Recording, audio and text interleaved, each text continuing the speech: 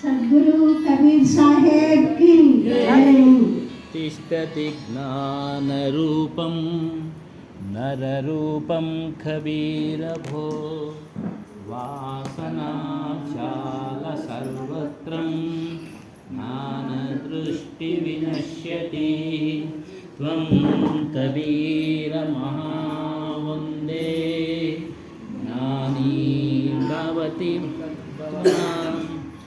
नगाद्यास महाबन्धना बोधज्ञानविमुच्यते नमोऽस्तु ते कबीरस्य साधुवृन्द नमोऽस्तु ते गोस्वामी धर्मदासस्य वन्दनं च पुनः पुनः।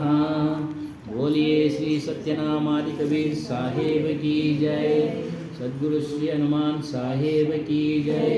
गुरु माता जी की जय। सर्व संत महंत की जय। पूज्यರು ಪ್ರಾತಸ್ಮರಣೀಯರು ಸದ್ಗುರುಗಳಾದಂಥ ಸದ್ಗುರು ಶ್ರೀ ಹನುಮಾನ್ ಸಾಹೇಬರ ದಿವ್ಯ ಚರಣಗಳಿಗೆ ವಂದಿಸುತ್ತಾ ಮಾತಾಜಿಯವರ ದಿವ್ಯ ಚರಣಗಳಿಗೆ ವಂದಿಸುತ್ತಾ ನೆರೆದಿರುವ ಎಲ್ಲ ಭಕ್ತಿ ಮಾತೆಯರಿಗೆ ಮಾನ್ಯರಿಗೆ ವಂದಿಸುತ್ತಾ ಸತ್ಸಂಗ ಕಾರ್ಯಕ್ರಮ ಮಾಡೋಣ.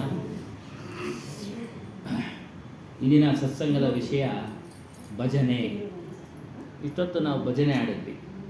ಭಜನೆ ಬಗ್ಗೆ ಅನೇಕ ವಿಚಾರಗಳನ್ನು ಸಂತರು ಈ ಒಂದು ಪುಸ್ತಕದಲ್ಲಿ ತಿಳಿಸಿದ್ದಾರೆ. ಅದನ್ನು ವಿಚಾರ ಮಾಡೋಣ. ಮೊದಲು ಒಂದು ಸಾಕಿ ಮನಕಿ ತರಂಗ ಮಾರುಲೋ ಬಸ್ ಹೋಗಯಾ ಭಜನ್. ಮನಕಿ ತರಂಗ ಮಾರುಲೋ ಬಸ್ ಹೋಗಯಾ ಭಜನ್. ಆದತ್ ಬೂರಿ ಸುಧಾರ್ಲೋ ಬಸ್ ಹೋಗಯಾ ಭಜನ್. ಆದತ್ ಬೂರಿ ಸುಧಾರ್ಲೋ ಬಸ್ ಹೋಗಯಾ ಭಜನ್. ಮನಕಿ ತರಂಗ, ಮನಸ್ಸಿನ ಅಲೆಗಳು. ಸಮುದ್ರದಲ್ಲಿ ಅಲೆಗಳು 24 ಗಂಟೆನೂ ಬರ್ತಾ ಇರ್ತವೆ. ಅದೇ ರೀತಿ ಮನಸ್ಸಿನಲ್ಲಿ ಅಲೆಗಳು ಉತ್ಪತ್ತಿ ಆಗ್ತಾ ಇರ್ತವೆ. ಅಂದರೆ ಯೋಚನೆಗಳು, ಆಲೋಚನೆಗಳು, ಚಿಂತೆಗಳು, ಮನನಗಳು, ಏನೇನೋ. ಅದು ಸಹ ಪುರುಷತ್ವೇ ಕೊಡೋದಿಲ್ಲ. ಯಾವ ರೀತಿ ಸಮುದ್ರದ ಅಲೆಗಳು ಬಿಡುವೆ ಕೊಡೋದಿಲ್ಲೋ ಆ ರೀತಿ ಬರ್ತಾ ಇರುತ್ತೋ, ಒಂದರಿಂದ ಒಂದು. ಅದೇ ರೀತಿಯಾಗಿ ಮನಸ್ಸಿನಲ್ಲೂ ಸಹ ಅನೇಕ ಆಲೋಚನೆಗಳು, ವಿಚಾರಗಳು ಉತ್ಪತ್ತಿ ಆಗ್ತಾ ಇರ್ತವೆ. ಅದನ್ನು ನೀವು ನಿಲ್ಲಿಸಿ ಅಥವಾ ನಾಶ ಮಾಡಿ. ಅದು ನಿಲ್ಲಿಸಿದ್ರೆ ಭಜನೆ ಮಾಡ್ದಂಗೆ. ಆದತ್ ಬೂರಿ ಸುಧಾರ್ಲೋ. ನಿಮ್ಮ ಅಭ್ಯಾಸ, ದುರಭ್ಯಾಸಗಳನ್ನು ಬಿಟ್ಟು ಒಳ್ಳೆಯ ಅಭ್ಯಾಸಗಳನ್ನು ಧಾರಣೆ ಮಾಡಿ ಅದನ್ನು ಸುಧಾರಣೆ ಮಾಡ್ಕೊಳ್ಳಿ, ಆಗೋಯ್ತು ಭಜನೆ. ಈ ಒಂದು ಸಾಕಿಯ ಸಾರಾಂಶ. ಅದ್ರ ಬಗ್ಗೆ ಇನ್ನೂ ಹೆಚ್ಚಿನ ವಿಚಾರವನ್ನು ಇಲ್ಲಿ ತಿಳಿಸ್ತಾ ಇದ್ದಾರೆ ಭಜನೆ ಬಗ್ಗೆ. ಭಜನೆ ಯಾರು ಮಾಡೋದಕ್ಕೆ ಸಾಧ್ಯ? ಇಷ್ಟೊತ್ತೆಲ್ಲ ಮಾಡಿದ್ದಾರು ನಾವೆಲ್ಲ ಮನುಷ್ಯ ಪ್ರಾಣಿಗಳು. ಭಜನೆನ ಮಾಡಿದ್ದು ಮನುಷ್ಯರು. ಇಲ್ಲಿ ಯಾವುದೋ ಒಂದು ಪಶು ಪಕ್ಷಿಗಳು ಯಾವುದು ಬಂದು ಭಜನೆ ಮಾಡೋಕ್ಕೆ ಆಗೋದೂ ಇಲ್ಲ. ಎಲ್ಲೇ ಆಗಲಿ ಭಜನೆ ಮಾಡೋದು ಯಾವುದೇ ದೇವಿ ದೇವತಾದಿಗಳ ಭಜನೆ ಮಾಡೋದು ಮನುಷ್ಯನೇ. ಪ್ರಾಣಿಗಳು ಮಾಡೋದಕ್ಕೆ ಸಾಧ್ಯ ಇಲ್ಲ. ಅದಕ್ಕೆ ಅವನಿಗೆ ವಿಶೇಷವಾಗಿ ಒಂದು ಮನುಷ್ಯ ಪ್ರಾಣಿ ಅಂತೇಳಿ ಹೆಸರು ಇಟ್ಟಿದ್ದಾರೆ. ಮನುಷ್ಯ ಮಾತ್ರ ಇದನ್ನೆಲ್ಲ ಮಾನವ ಮಾಡೋದಕ್ಕೆ ಸಾಧ್ಯ. ಈ ಮನುಷ್ಯ ಜನ್ಮ ದುರ್ಲಭ. ನಮ್ಮ ಪುಣ್ಯಕರ್ಮಗಳ, ಸತ್ಕರ್ಮ, ದುಷ್ಕರ್ಮಗಳ ಅನುಸಾರ ಒಂದು ಮನುಷ್ಯ ಜನ್ಮ ಬಂದಿದೆ. ಇದು ಸಮತೋಲನದಲ್ಲಿದ್ದರೆ ಮನುಷ್ಯ ಜನ್ಮ ಬರುತ್ತೆ ಅಂತೇಳಿ ಗ್ರಂಥಕಾರರು ಹೇಳ್ತಾರೆ ಧರ್ಮಗ್ರಂಥಗಳಲ್ಲಿ. ದುರ್ಲಭ. ಅದಕ್ಕೆ ಹೇಳ್ತಾರೆ ಮಾನುಷ್ಯ ಜನ್ಮ ದುರ್ಲಭ ಹೈ ಬಹುರ್ನ ತೂಜಿ ಬಾರ್ ಪಕ್ಕಾ ಪಲ್ ಜೋ ಗಿರ್ಪಡ ಬಹುರ್ನ ಲಾಗೇಟ. ಮನುಷ್ಯ ಜನ್ಮ ದುರ್ಲಭ, ಬಹುರ್ನ ದೂಜಿ ಬಾರ್. ಮತ್ತೆ ಸಿಗುತ್ತೋ ಇಲ್ಲೋ ಗೊತ್ತಿಲ್ಲ, ಮತ್ತೆ ಬರುತ್ತೋ ಇಲ್ಲೋ ಗೊತ್ತಿಲ್ಲ. ಪಕ್ಕಾ ಪಲ್ ಜೋ ಗಿರ್ಪಡ ಬಹುರ್ನ ಲಾಗೇಟ. ಒಂದು ಮರದಲ್ಲಿ ಹಣ್ಣು ಕೆಳಗಡೆ ಬಿದ್ದ ಬಳಿಕ ಮತ್ತೆ ಮರವನ್ನು ಸೇರೋದಿಲ್ಲ. ಅದೇ ರೀತಿಯಾಗಿ ಮನುಷ್ಯ ಜನ್ಮ ಬಂದಿದೆ. ಈಗ ಮತ್ತೆ ನಿಮಗೆ ಮನುಷ್ಯ ಜನ್ಮ ಬರಬೇಕಾದ್ರೆ ಎಷ್ಟು ವರ್ಷಗಳು ಕಾಯಬೇಕು, ಯುಗಗಳೇ ಕಾಯಬೇಕು ಅನ್ನೋದು ಗೊತ್ತಿಲ್ಲ. ಹಾಗಾಗಿ ಮನುಷ್ಯ ಜನ್ಮ ದುರ್ಲಭ. ಈ ಒಂದು ಮನುಷ್ಯ ಜನ್ಮದಲ್ಲಿ ನೀವು ಭಜನೆ ಮಾಡಿ. ಮೊಟ್ಟ ಮೊದಲು ಭಜನೆನೇ ಪ್ರಾರಂಭ ಭಕ್ತಿಗೆ. ಇವು ಪ್ರತಿ ಸೋಮವಾರ ಇಲ್ಲಿ ನಡೆಯುತ್ತೆ. ಇದೇ ಒಂದು ಭಜನೆ ಮನೆಯಲ್ಲಿ ಪ್ರತಿ ಸೋಮವಾರ ಅದು ಭಜನೆನೇ. ಇಲ್ಲಿ ಇದು ಇನ್ನೂ ಹೆಚ್ಚಾಗಿ ತಿಳಿಸ್ತಾ ಇದ್ದಾರೆ. ಏನೋ ಭಜನೆಗೆ ಭಜನೆ ಮಾಡಬೇಕಾದ್ರೆ ನಮ್ಮಲ್ಲಿ ದೈವಿ ಶಕ್ತಿಗಳು ಇರಬೇಕು. 2 ಶಕ್ತಿಗಳಿದೆ ಪ್ರಪಂಚದಲ್ಲಿ. ಅದನ್ನು ದೈವಿ ಸಂಪತ್ತು ಅಂತಾರೆ, ಅಸುರಿ ಸಂಪತ್ತು ಅಂತ ಭಗವದ್ಗೀತೆಯಲ್ಲಿ ಕೃಷ್ಣನು ಹೇಳ್ತಾನೆ. ದೈವಿ ಸಂಪತ್ತು ಅಂತಂದರೆ ದಯ, ಕ್ಷಮ, ಶೀಲ, ಸಂತೋಷ, ಅಹಿಂಸೆ, ಕರುಣೆ, ತ್ಯಾಗ, ವೈರಾಗ್ಯ.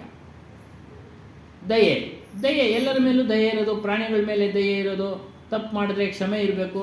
ಶೀಲವಂತ ಅಂದರೆ ಧರ್ಮದಿಂದ ಬಾಳಿ, ಸಂತೋಷ ಬರೋದ್ರಲ್ಲೇ ಸಂತೋಷ. ಇವರೆಲ್ಲ ದೈವಿ ಸಂಪತ್ತಿನ ಯೋಧರು, ಇವರು ಸೈನಿಕರು. ಇವ್ರನ್ನ ನೀವು ಯಾವಾಗಲೂ ಜೊತೆಯಲ್ಲಿ ಇಟ್ಕೊಳ್ಳಿ. ಇವ್ರನ್ನ ನೀವು ಯಾವಾಗಲೂ ಜೊತೆಯಲ್ಲಿ ಇಟ್ಕೊಂಡಾಗ ನೀವು ದೈವದ ಕಡೆ ಹೋಗ್ತೀರಾ, ಸ್ವರೂಪದ ಕಡೆ ಹೋಗ್ತೀರಾ. ಇದನ್ನು ಬಿಟ್ಟು ನೀವು ಅಸುರಿ ಶಕ್ತಿಗಳಾದ, ಅಸುರಿ ಸಂಪತ್ತಿನಾದ, ಅದರ ಯೋಧರಾದ ಕಾಮ, ಕ್ರೋಧ, ಲೋಭ, ಮೋಹ, ಅಹಂಕಾರ, ವಾಸನ ಇವೆಲ್ಲವನ್ನ ಇಚ್ಛೆಗಳನ್ನು, ದುರಾಸೆಗಳನ್ನು ಇಟ್ಕೊಂಡಿದ್ದೆ ಆದರೆ ನಿಮ್ಮನ್ನು ಪತನದ ಕಡೆ, ನಾಶದ ಕಡೆ ಕರ್ಕೊಂಡು ಹೋಗ್ತಾರೆ. ಮತ್ತೆ ಹುಟ್ಟು ಸಾವಳ ಬಂಧನದ ಕಡೆ ಕರ್ಕೊಂಡು ಹೋಗ್ತಾರೆ ಆ ಯೋಧರು. ಹಾಗಾಗಿ ನಾವು ದೈವಿ ಶಕ್ತಿ, ದೈವಿ ಸಂಪತ್ತುಗಳಾದ ದಯಾ, ಕ್ಷಮ, ಶೀಲ, ಸಂತೋಷ, ಅಹಿಂಸೆ ಇವುಗಳನ್ನೆಲ್ಲ ಧಾರಣೆ ಮಾಡ್ಕೊಳ್ಬೇಕು. ವೈರಾಗ್ಯ ಅನ್ನೋದು ಧಾರಣೆ ಮಾಡ್ಕೊಳ್ಬೇಕು. ವೈರಾಗ್ಯದ ಅಂದರೆ ಎಲ್ಲವನ್ನು ತ್ಯಾಗ ಮಾಡೋದು ಅಂತ ಅರ್ಥ, ಮಾನಸಿಕವಾಗಿ ತ್ಯಾಗ ಮಾಡೋದು. ಉದಾಹರಣೆಗೆ ಒಂದು ಕತೆ. ಒಬ್ಬ ಮಹಾಪಂಡಿತ, ಅವನು ಗ್ರಂಥಗಳನ್ನು ಬರಿತಾ ಇರ್ತಾನೆ. ಆತನಿಗೆ ಅದ್ರ ಮೇಲೆ ಹೆಚ್ಚು ಆಸಕ್ತಿ. ಇವನು ಗ್ರಂಥ ಬರೋ ಮಗ್ನದಲ್ಲಿರುವಾಗ ಅವ್ರ ತಂದೆ ತಾಯಿಗಳು, ನಿನಗೆ ವಯಸ್ಸಾಗಿದೆಯಪ್ಪ, ವಯಸ್ಸಿಗೆ ಬಂದಿದೆಯಾ, ಮದುವೆ ಮಾಡಬೇಕು ಅಂದ್ಬಿಡ್ತಾರೆ. ಇವನು ಯಾವುದೋ ಒಂದು ಗಮನದ ಇದ್ದಾಗೆ ತಲೆ ಅಲ್ಲಾಡಿಸ್ಬಿಡ್ತಾನೆ. ಗೊತ್ತಿಲ್ಲ ಅವನಿಗೆ ಮದುವೆ ವಿಚಾರ ಹೇಳ್ತಾವ್ರೆ ಅಂತ. ಆಯಿತು ಅಂತ ತಲೆ ಅಲ್ಲಾಡಿಸ್ಬಿಡ್ತಾನೆ. ಮದುವೆಗೆಲ್ಲ ರೆಡಿ ಆಗುತ್ತೆ. ರೆಡಿ ಆದಮೇಲೆ ಗೊತ್ತಾಗುತ್ತೆ ನಾನು ಮದುವೆಗೆ ಒಪ್ಪಿಗೆ ಕೊಟ್ಟಿದ್ದೀನಿ ಅಂತ. ಕೇಳ್ತಾನೆ, ಯಾರು ಒಪ್ಪಿಗೆ ಕೊಟ್ಟಿದ್ದು? ನೀನೇ ಕೊಟ್ಟಲ್ಲಪ್ಪ ಇಂಥ ದಿನ ಅಂದಾಗ, ಓ ಮುಂದೆ ಹೆಜ್ಜೆ ಇಟ್ಟುಬಿಟ್ಟವ್ರೆ, ಇನ್ನು ನಾವು ಹಿಂದೆ ಹೆಜ್ಜೆ ಇಡಬಾರ್ದು, ಧರ್ಮ ಅಲ್ಲ. ನೋಡಿ, ಅದು ಧರ್ಮ ಅಲ್ಲ ಅಂಥೇಳಿ ಮದುವೆನೂ ಮಾಡ್ಕೊಳ್ತಾನೆ. ಮದುವೆ ಆದಮೇಲೆ ತಕ್ಷಣ ತಿರ್ಗಾ ಲೇಖನ ಹಿಡ್ಕೊಂಡು ಕುಳಿತುಕೊಂಡ ಬರೆಯೋಕ್ಕೆ, ಅಧ್ಯಯನ ಮಾಡಿ ಬೇರೆ ಪುಸ್ತಕದಲ್ಲಿ ಬರೆಯೋದು. ಅವನು ಗೊತ್ತು ಮದುವೆ ಆಗಿದೆ ಅಂತ ಅಷ್ಟೇ.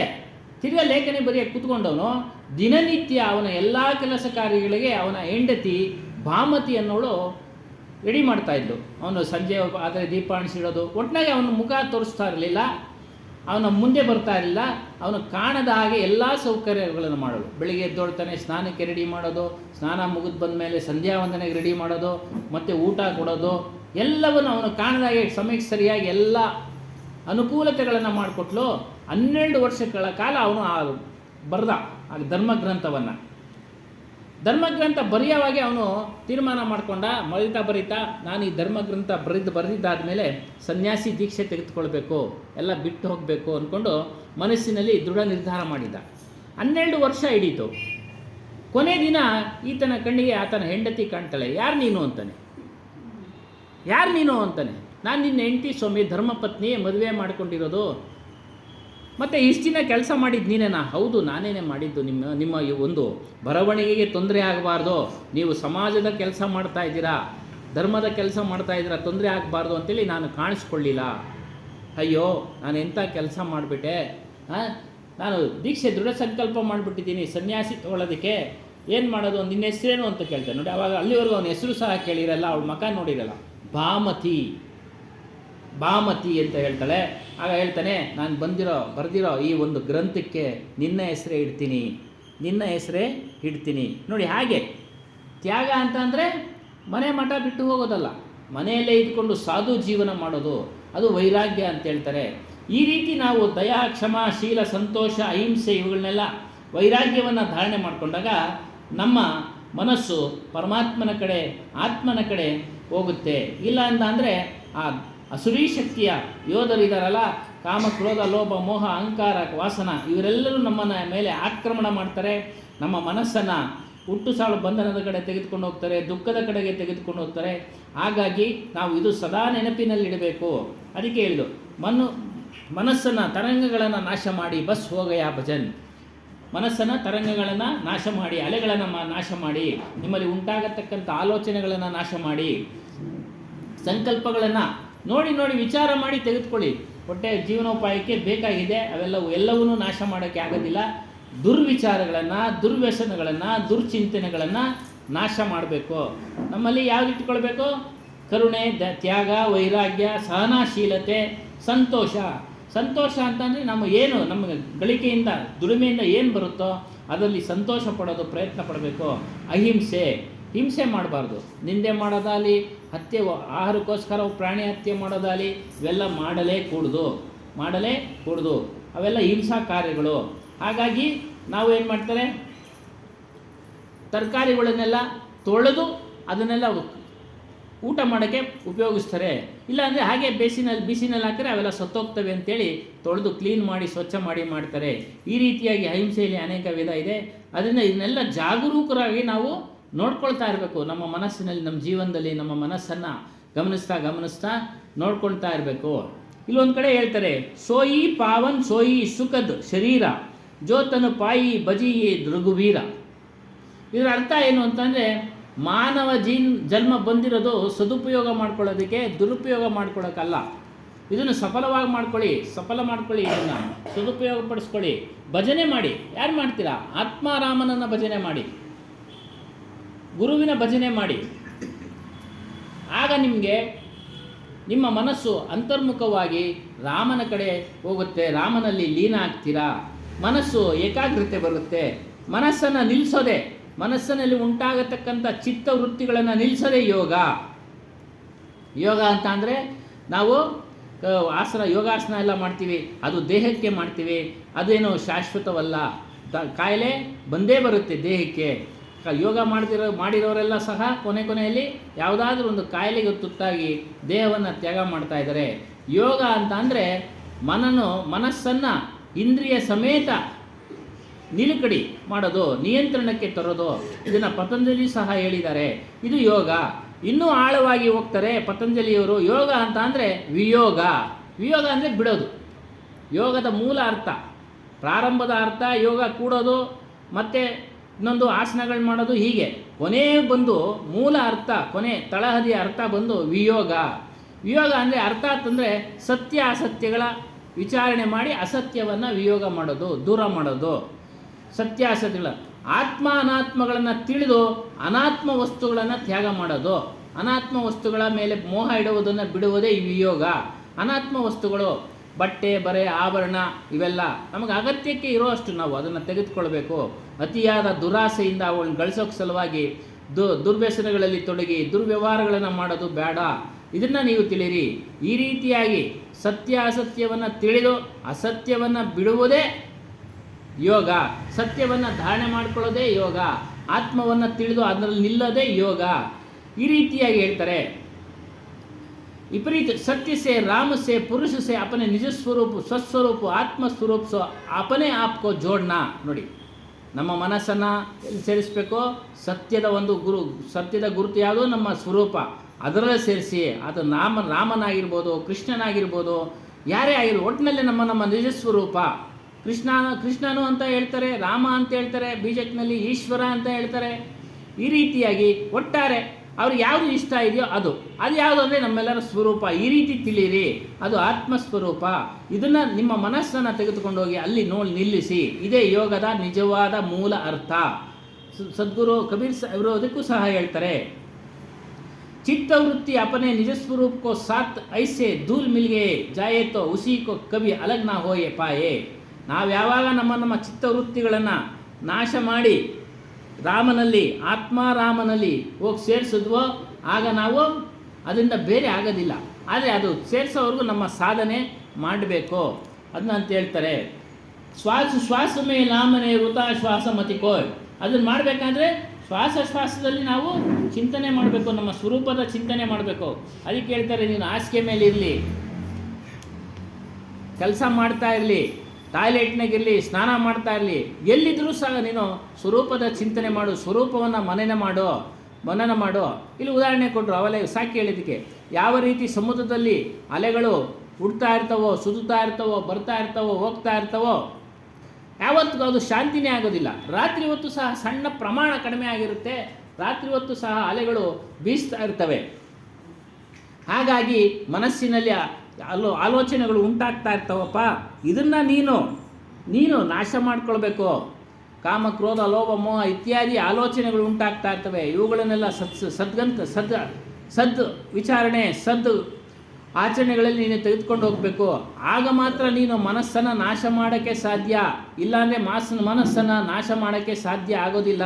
ಆ ಮನಸ್ಸು ಉದ್ವೇಗವಾಗಿ, ಚಂಚಲವಾಗಿ ಆ ಕಡೆ ಈ ಕಡೆ ಎಳ್ಕೊಂಡು ಹೋಗಿ ನಿನ್ನನ್ನು ಹುಟ್ಟು ಸಾಳು ಬಂಧನಕ್ಕೆ ತೆಗೆದುಕೊಂಡು ಹೋಗುತ್ತೆ, ದುಃಖಕ್ಕೆ ತೆಗೆದುಕೊಂಡು ಹೋಗುತ್ತೆ. ಆದ್ದರಿಂದ ನೀನು ಇದನ್ನು ಮಾಡುವಂತನಾಗೋ. ಎಲ್ಲರ ದೇಹದಲ್ಲಿ ಆತ್ಮಾರಾಮನಿದ್ದಾನೆ. ಅವನು ಎಲ್ಲರ ದೇಹದಲ್ಲಿ, ಪ್ರಾಣಿಗಳಲ್ಲಿ, ಪಶುಗಳಲ್ಲಿ, ಪಕ್ಷಿಗಳಲ್ಲಿ, ಮನುಷ್ಯರಲ್ಲಿ, ಎಲ್ಲರ ದೇಹದಲ್ಲೂ ಇದ್ದಾನೆ. ಆತನು ಅವರವರಿಗೆ ಬೇರೆಯಾಗಿದ್ದಾನೆ. ನನಗೆ ನನ್ನ ಸ್ವರೂಪ ಬೇರೆ, ನಿಮಗೆ ನಿಮ್ಮ ಸ್ವರೂಪ ಬೇರೆ. ಇದು ಕಬೀರ್ ಸಾಹೇಬರ ಸಿದ್ಧಾಂತ. ಅಂದರೆ ಅನೇಕ ಚೈತನ್ಯ. ಎಲ್ಲರೂ ಹೇಳ್ತಾರೆ ಒಂದೇ ಚೈತನ್ಯ ಎಲ್ಲ ಕಡೆ ವ್ಯಾಪಕವಾಗಿದೆ. ಸುಳ್ಳು. ಎಲ್ಲ ಕಡೆ ವ್ಯಾಪಕವಾಗಿರೋದಿಲ್ಲ. ಎಲ್ಲ ಪ್ರಾಣಿಗಳಲ್ಲಿ, ಮನುಷ್ಯರಲ್ಲಿ ಇದೆ. ಅದನ್ನು ನೀವು ತಿಳಿಯಿರಿ. ಅಚರ ವಸ್ತುಗಳಲ್ಲಿ, ಚರಾಚರ ವಸ್ತುಗಳಲ್ಲಿ ವ್ಯಾಪಕವಾಗಿದೆ ಅಂತ ಹೇಳ್ತಾರೆ.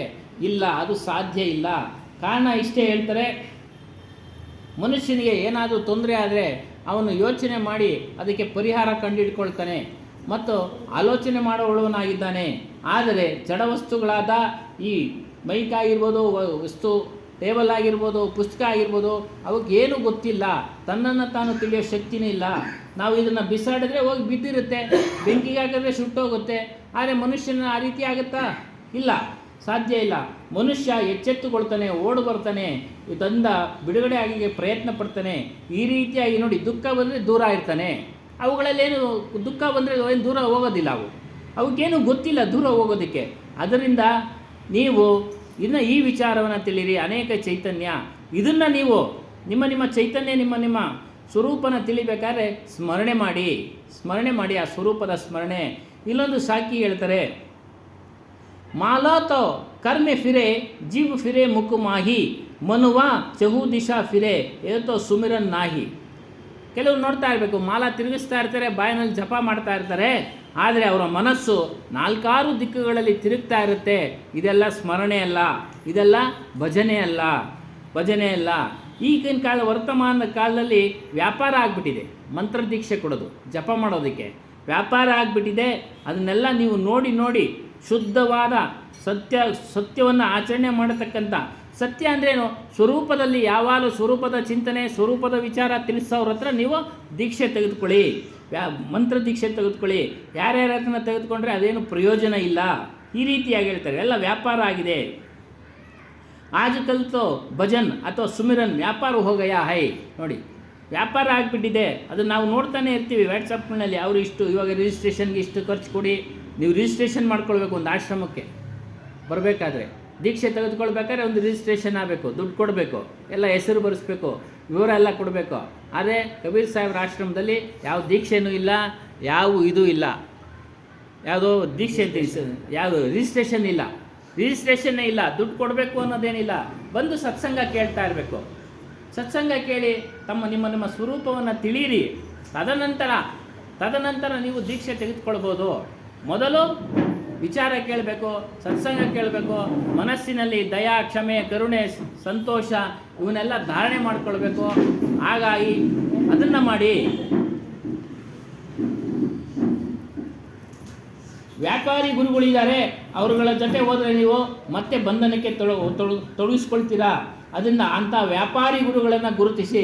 ಕೈವಾರ ತಾತಯ್ಯನವರು ಸಹ ಹೇಳ್ತಾರೆ, ಬೋಧೆ ಗುರುಗಳು ಕಡಿಮೆ ಇದ್ದಾರೆ, ಬಾಧೆ ಗುರುಗಳು ಸಾಕಷ್ಟು ಜನ ಈಗಿನ ಕಾಲದಲ್ಲಿ ಇದ್ದಾರೆ ಅಂತ ಹೇಳ್ತಾರೆ. ಖಂಡಿತ ಎಲ್ಲ ಬಾಧೆ ಕೊಡೋರು. ಶಿಷ್ಯನ ಮಾಡ್ಕೊಂಬಿಟ್ರೆ ಸಾಕು, ಶಿಷ್ಯನ ಹತ್ರ ಇರೋದೆಲ್ಲ ಅವರು ಕೇಳ್ತಾ ಇರ್ತಾರೆ, ಬಾಯಿ ಬಿಟ್ಟು ಕೇಳಿ ತೆಗೆದುಕೊಳ್ತಾ ಇರ್ತಾರೆ. ಅಂತಹ ಗುರುಗಳು ಬೋಧೆ ಗುರುಗಳು ಆಗೋದಕ್ಕೆ ಸಾಧ್ಯ ಇಲ್ಲ. ಬೋಧೆ ಗುರುಗಳು ಯಾವುದೇ ಕಾರಣಕ್ಕೂ ಏನನ್ನೂ ಅಪೇಕ್ಷೆ ಪಡೋದಿಲ್ಲ. ಶಿಷ್ಯನ ಉದ್ಧಾರ ಆದರೆ ಸಾಕು ಅಂತ ಹೇಳ್ತಾರೆ. ಆದರೆ ಶಿಷ್ಯನ ಕರ್ತವ್ಯ ತನ್ನ ಯಥಾಶಕ್ತಿ ಏನು ಅನ್ನೋದು ಆಶ್ರಮಕ್ಕೋ ಗುರುಗಳು ಕೊಡೋದು ಅದು ಕರ್ತವ್ಯವಾಗಿದೆ ಅಂತ ಇಲ್ಲಿ ಹೇಳ್ತಾರೆ. ವಾಸ್ತವಿಕವಾಗಿ ಭಜನೆಯ ಅರ್ಥ ಏನು ಅಂದರೆ ನಿಷ್ಕಾಮ, ಯಾವುದೇ ಬೇಡಿಕೆಗಳಿಲ್ಲದೆ, ಯಾವುದೇ ಬಯಕೆಗಳು ಇಲ್ಲದೆ ರಾಮ ಭಜನೆ ಮಾಡಿ. ಯಾವುದೇ ಬಯಕೆಗಳಿಲ್ಲದೆ, ಯಾವುದೇ ಬೇಡಿಕೆಗಳಿಲ್ಲದೆ ರಾಮ ಭಜನೆ ಮಾಡಿ. ಯಾವುದೇ ದೇವ್ರು ಮಾಡಿದ್ರು ಅಷ್ಟೇ, ಅವರೇನು ಕೊಡಲಿಕ್ಕೆ ಸಾಧ್ಯ ಇಲ್ಲ. ನಮ್ಮ ಸತ್ಕರ್ಮ, ದುಷ್ಕರ್ಮ, ಪ್ರಾರಬ್ಧ ಕರ್ಮಕ್ಕೆ ಅನುಗುಣವಾಗಿ ನಮಗೆಲ್ಲ ವಸ್ತುಗಳು ಬರ್ತಾ ಇದೆ. ಹೆಂಡತಿ, ಮಕ್ಕಳು, ಮನೆ, ಮಠ, ಆಸ್ತಿ, ಒಡವೆ, ವಸ್ತ್ರ ಇವೆಲ್ಲವೂ ಸಹ ನಾವು ಮಾಡಿದ್ದೆ. ಯಾವಾಗ ನಿಷ್ಕಾಮದಿಂದ ನೀವು ಪೂಜೆ ಮಾಡ್ತೀರೋ, ಯಾವುದೇ ದೇವಿ ದೇವತಾದಿಗಳನ್ನು ಪೂಜೆ ಮಾಡ್ತೀರೋ, ಅದ್ರ ಫಲ ಏನು ಮಾಡುತ್ತೆ? ಸತ್ಸಂಗಕ್ಕೆ, ಇಂಥ ಸತ್ಯವಾದ ಸತ್ಸಂಗವನ್ನು ನಡೀತಾ ಇರೋ ಜಾಗಕ್ಕೆ ಕರ್ಕೊಂಬಂದು ಬಿಡುತ್ತೆ. ಮುಂದಿನದು ನಿಮ್ಮ ಸಾಧನೆ. ಅದಕ್ಕೆ ಹೇಳ್ತಾರೆ, ವಾಸ್ತವಿಕ ಭಜನ್ತೋ ವ ಹೈ ಜೋ ನಿಷ್ಕಾಮ ಹೋತಾ ಹೈ. ವಾಸ್ತವಿಕ ಈ ಭಜನೆ ಅಂದರೆ ಏನಂದರೆ ನಿಷ್ಕಾಮದಿಂದ ಸ್ಮರಣೆ ಮಾಡೋದು, ಅದೇ ನಿಜವಾದ ರಾಮ ಭಜನೆ. ಇದು ಪರಮತತ್ವ. ಈ ರಾಮ ಅನ್ನೋದು ನಮ್ಮ ಸ್ವರೂಪ. ಸಂತರು, ಮಹಾತ್ಮರುಗಳು ಇವುಗಳ ಜೊತೆ ಇವರು ಸೇರ್ಕೊಂಡಿರ್ತಾರೆ. ಈ ಪರಮತತ್ವದ ಜೊತೆ ಆತ್ಮಚಿಂತನೆ ಮಾಡ್ತಾ ಇರಿ, ಮನನ ಮಾಡ್ತಾ ಇರಿ. ಅವರೆಲ್ಲರೂ ಮಾಡ್ತಾ ಇರ್ತಾರೆ. ಅವರ ಸಂಘ ಮಾಡಿ बाहर से मनोविकार को हृदय देश में प्रवेश करने का ना स्थान मिले और ना समय हृदय मन आत्मचिंतन को सभी विलग ना हो. ಹೊರಗಡೆ ಅನೇಕ ವಿಕಾರಗಳಿದ್ದಾವೆ. ಅವೇನಾದರೂ ನಿಮ್ಮ ಮನಸ್ಸಿನಲ್ಲಿ ಪ್ರವೇಶ ಮಾಡಿದ್ರೆ ನಿಮ್ಮಲ್ಲಿ ಆತ್ಮಚಿಂತನೆ, ಮನನ ಮಾಡೋದಕ್ಕೆ ಸಾಧ್ಯ ಇಲ್ಲ. ಅದಕ್ಕೆ ಇನ್ನೊಂದು ಕಬೀರ್ ಸಾಹೇಬ್ರು ಹೇಳ್ತಾರೆ, ಕಬೀರ್ ಮನತೋ ಏಕ್ ಹೈ ಚಾಹೆ ಜಹಾ ಲಗಾ, ಚಾಹೆ ಗುರು ಕಿ ಭಕ್ತಿ ಕರೋ, ಚಾಹೆ ವಿಷಯ ಕಮ. ಮನಸ್ಸು ಒಂದೇ. ಆ ಚಿಂತನೆ ಮಾಡ್ತದಲ್ಲ, ಅದು ಎರಡನೇ ಮನಸ್ಸು. ಎಲ್ಲೇ ಒಂದೇ, ಒಟ್ಟಾರೆ. ಚಾಹೆ ಜಹಾ ಲಗಾವ್, ಅದು ಎಲ್ಲಿ ಬೇಕಾದರೂ ಹೋಗುತ್ತೆ. ಇಲ್ಲಿ ಕುಳಿತಿದ್ದೆ ಫಾರಿನ್ ಚಿಂತೆ ಮಾಡುತ್ತೆ, ಅಮೇರಿಕಾ ಚಿಂತೆ ಮಾಡುತ್ತೆ. ಆದರೆ ಅದನ್ನು ನಿಲ್ಲಿಸಬೇಕಾದ್ರೆ ಗುರುಭಕ್ತಿ ಮಾಡಿ. ಚಾಹೆ ಗುರು ಕಿ ಭಕ್ತಿ ಕರೋ, ಚಾಹೆ ವಿಷಯ ಕಮ. ಯಾವಾಗ ನೀವು ಗುರುಭಕ್ತಿ ಮಾಡ್ತೀರೋ ನಿಮಗೆ ಆ ವಿಷಯ ವಾಸನೆಗಳೆಲ್ಲ ಕಡಿಮೆ ಆಗ್ತಾ ಬಂದು ಶೂನ್ಯವಾಗುತ್ತೆ. मन को देख देख कर ಅಂತರ್ಮುಖ करते रहना ರಾಮ್ ಭಜನ್ ಹೈ. ಮನಸ್ಸನ್ನು ನಾವು ಗಮನಿಸಬೇಕು. ನಮ್ಮ ಮನಸ್ಸು ಎಲ್ಲಿ ಹೋಗ್ತಾ ಇದೆ, ಎಲ್ಲಿ ಬರ್ತಾ ಇದೆ, ಅದನ್ನು ಗಮನಿಸಿ ಅದನ್ನು ಅಂತರ್ಮುಖ ತೆಗೆದುಕೊಂಡು ಹೋಗೋದೇ ರಾಮ ಭಜನೆ, ನಮ್ಮ ಸ್ವರೂಪದ ಭಜನೆ. ವಿಷಯ ಚಿಂತನೆ ಮಾಡೋದೆಲ್ಲ ಕಾಮ ಭಜನೆ, ಬಯಕೆಯ ಭಜನೆ. ಬೇಕು ಬೇಕು ಅನ್ನೋದು, ಊಟ ಬೇಕು ಅನ್ನೋದು, ಮತ್ತೊಂದು ದೃಶ್ಯ ನೋಡಬೇಕು ಅನ್ನೋದು, ಕೇಳಬೇಕು ಅನ್ನೋದು ಇವೆಲ್ಲವೂ ಸಹ ಭಜನೆ. ಒಳ್ಳೆ ಒಳ್ಳೆ ಭಕ್ತಿಗೀತೆಗಳು ಎಷ್ಟು ಬೇಕೋ ಅಷ್ಟೇ. ಯಾಕಂದರೆ ಅದರಲ್ಲೇ ನಮ್ಮ ಮನಸ್ಸು ಹೊರಟೋಗ್ಬಿಡುತ್ತೆ. ಹಾಗಾಗಿ ಅದನ್ನು ನಾವು ಆದಷ್ಟು ನಿಯಂತ್ರಣ ಮಾಡಬೇಕು. ರಾಮ ಭಜನೆ ನಮ್ಮ ಸ್ವರೂಪದ ಭಜನೆಯಲ್ಲಿ ಮಾಡಲಿ ತೆಗೆದುಕೊಳ್ಬೇಕು. ರಾಮ ಭಜನ ದೈವಿ ಶಕ್ತಿ ಹೈ. ನೋಡಿ, ರಾಮ ಭಜನೆ ಮಾಡೋದೇ ದೈವಿ ಶಕ್ತಿ. ಆಧ್ಯಾತ್ಮಿಕ ಮಾರ್ಗ ಕಡೆ ತೆಗೆದುಕೊಂಡು ಹೋಗೋದೇ ಈ ರಾಮ ಭಜನೆ. ಇನ್ನೆಲ್ಲ ಭಜನೆಗಳು ಸಾತ್ವಿಕ ಒಂದು ಸಾತ್ವಿಕ ಒಳ್ಳೆ ಗುಣಗಳನ್ನು ಉತ್ಪತ್ತಿ ಮಾಡುತ್ತೆ. ಕೃಷ್ಣನ ಭಜನೆ, ರಾಮನ ಭಜನೆ, ಈಶ್ವರನ ಭಜನೆ ಸಾತ್ವಿಕ ಗುಣ ಉಂಟು ಮಾಡುತ್ತೆ. ಆದರೆ ಅವುಗಳಿಗೆ ತನ್ನ ಸ್ವರೂಪವನ್ನು ತಿಳಿಸೋ ಶಕ್ತಿ ಅವುಗಳಿಗೆ ಇಲ್ಲ. ತನ್ನ ಸ್ವರೂಪವನ್ನು ತಿಳಿಸೋ ಶಕ್ತಿ ಅವುಗಳಿಗೆ ಇಲ್ಲ. ಹಾಗಾಗಿ ನೀವು ಯಾರು ಭಜನೆ ಮಾಡಬೇಕು? ರಾಮ ಭಜನೆ ಮಾಡಿ. ನಿಮ್ಗೆ ಈಶ್ವರ ಇಷ್ಟನಾ? ನನ್ನ ಸ್ವರೂಪವೇ ಈಶ್ವರ ಅಂತ ತಿಳ್ಕೊಂಡು ಭಜನೆ ಮಾಡಿ. ವಿಷ್ಣು ಇಷ್ಟನಾ? ನನ್ನ ಸ್ವರೂಪವೇ ವಿಷ್ಣು ಅಂತ ತಿಳ್ಕೊಂಡು ಭಜನೆ ಮಾಡಿ. ಇದರಿಂದ ಇದೇ ದೈವಿ ಶಕ್ತಿ. ಇದು ನಿಮ್ಮನ್ನು ಆಧ್ಯಾತ್ಮಿಕ ಮಾರ್ಗಕ್ಕೆ ಕರೆದುಕೊಂಡು ಹೋಗುತ್ತೆ. ಅಸುರಿ ಶಕ್ತಿಗಳು ಯಾವುದು ಅಂತಂದರೆ ಕಾಮ, ಕ್ರೋಧ, ಲೋಭ, ಮೋಹ, ಮದ, ಮತ್ಸರ, ರಾಗ, ದ್ವೇಷ ಇವುಗಳೆಲ್ಲವೂ ಅಸುರಿ ಶಕ್ತಿಗಳು. ಇದನ್ನು ಭಗವದ್ಗೀತೆಯಲ್ಲೂ ಹೇಳಿದ್ದಾನೆ. ಅಸುರಿ ಸಂಪತ್ತು, ದೈವಿ ಸಂಪತ್ತು. ದೈವಿ ಸಂಪತ್ತನ್ನು ಯಾರು ಗಳಿಸ್ತಾನೋ, ಯಾವ ಮನುಷ್ಯ ಗಳಿಸ್ತಾನೋ ಆತನು ಸ್ವರೂಪವನ್ನು ಸೇರ್ತಾನೆ ಅಂತೇಳಿ ಕೃಷ್ಣ ಪರಮಾತ್ಮನು ಹೇಳಿದ್ದಾನೆ. ಅದರಿಂದ ಕಾಮ ಭಜನೆಯನ್ನು ಬಿಡಿ, ಅಂದರೆ ಬಯಕೆಯ ಭಜನೆ. ಜೋ ಚಿತ್ತ ಕಿ ವೃತ್ತಿ ಕೋ ಸಂಸಾರಕ್ಕೆ ಭೋಗಂಕ ಅವ್ರು ಲೇ ಜಾತಿ ಹೈ. ಯಾವಾಗ ನೀವು ಬಯಕೆಯ ಭಜನೆ ಮಾಡ್ತಾ ಇದ್ದೀರೋ ಅದು ಬೇಕು ಇದು ಬೇಕು ಇದು ಬೇಕು ಅಂತಂದರೆ ಒಂದಲ್ಲ ಒಂದು ಬರ್ತಾನೆ ಇರುತ್ತೆ. ಇದು ಮನೆಗೆ ಇದು ಬೇಕಾಗಿತ್ತು, ಅದು ಬೇಕಾಗಿತ್ತು. ಒಂದು ಸ್ವಲ್ಪ ದಿನ ಆದಮೇಲೆ ಅವೆಲ್ಲ ನಾಶ ಆಗ್ತವೆ, ಮತ್ತೆ ಬೇಕು ಅನಿಸುತ್ತೆ. ಹಾಗಾದರೆ ಮನೆಗೆ ಅಗತ್ಯ ವಸ್ತುಗಳನ್ನು ತೆಗೆದುಕೊಳ್ಳಬೇಕು, ಇಲ್ಲ ಅಂತೇಳಿಲ್ಲ. ಆದರೆ ಹೆಚ್ಚಿನ ದುರಾಸೆ ಉಳ್ಳವನಾಗಿ ರಾಜರು ಉಪಯೋಗಿಸೋ ವಸ್ತುಗಳೆಲ್ಲ ನಾವು ಉಪಯೋಗಿಸೋಕ್ಕಾಗತ್ತಾ?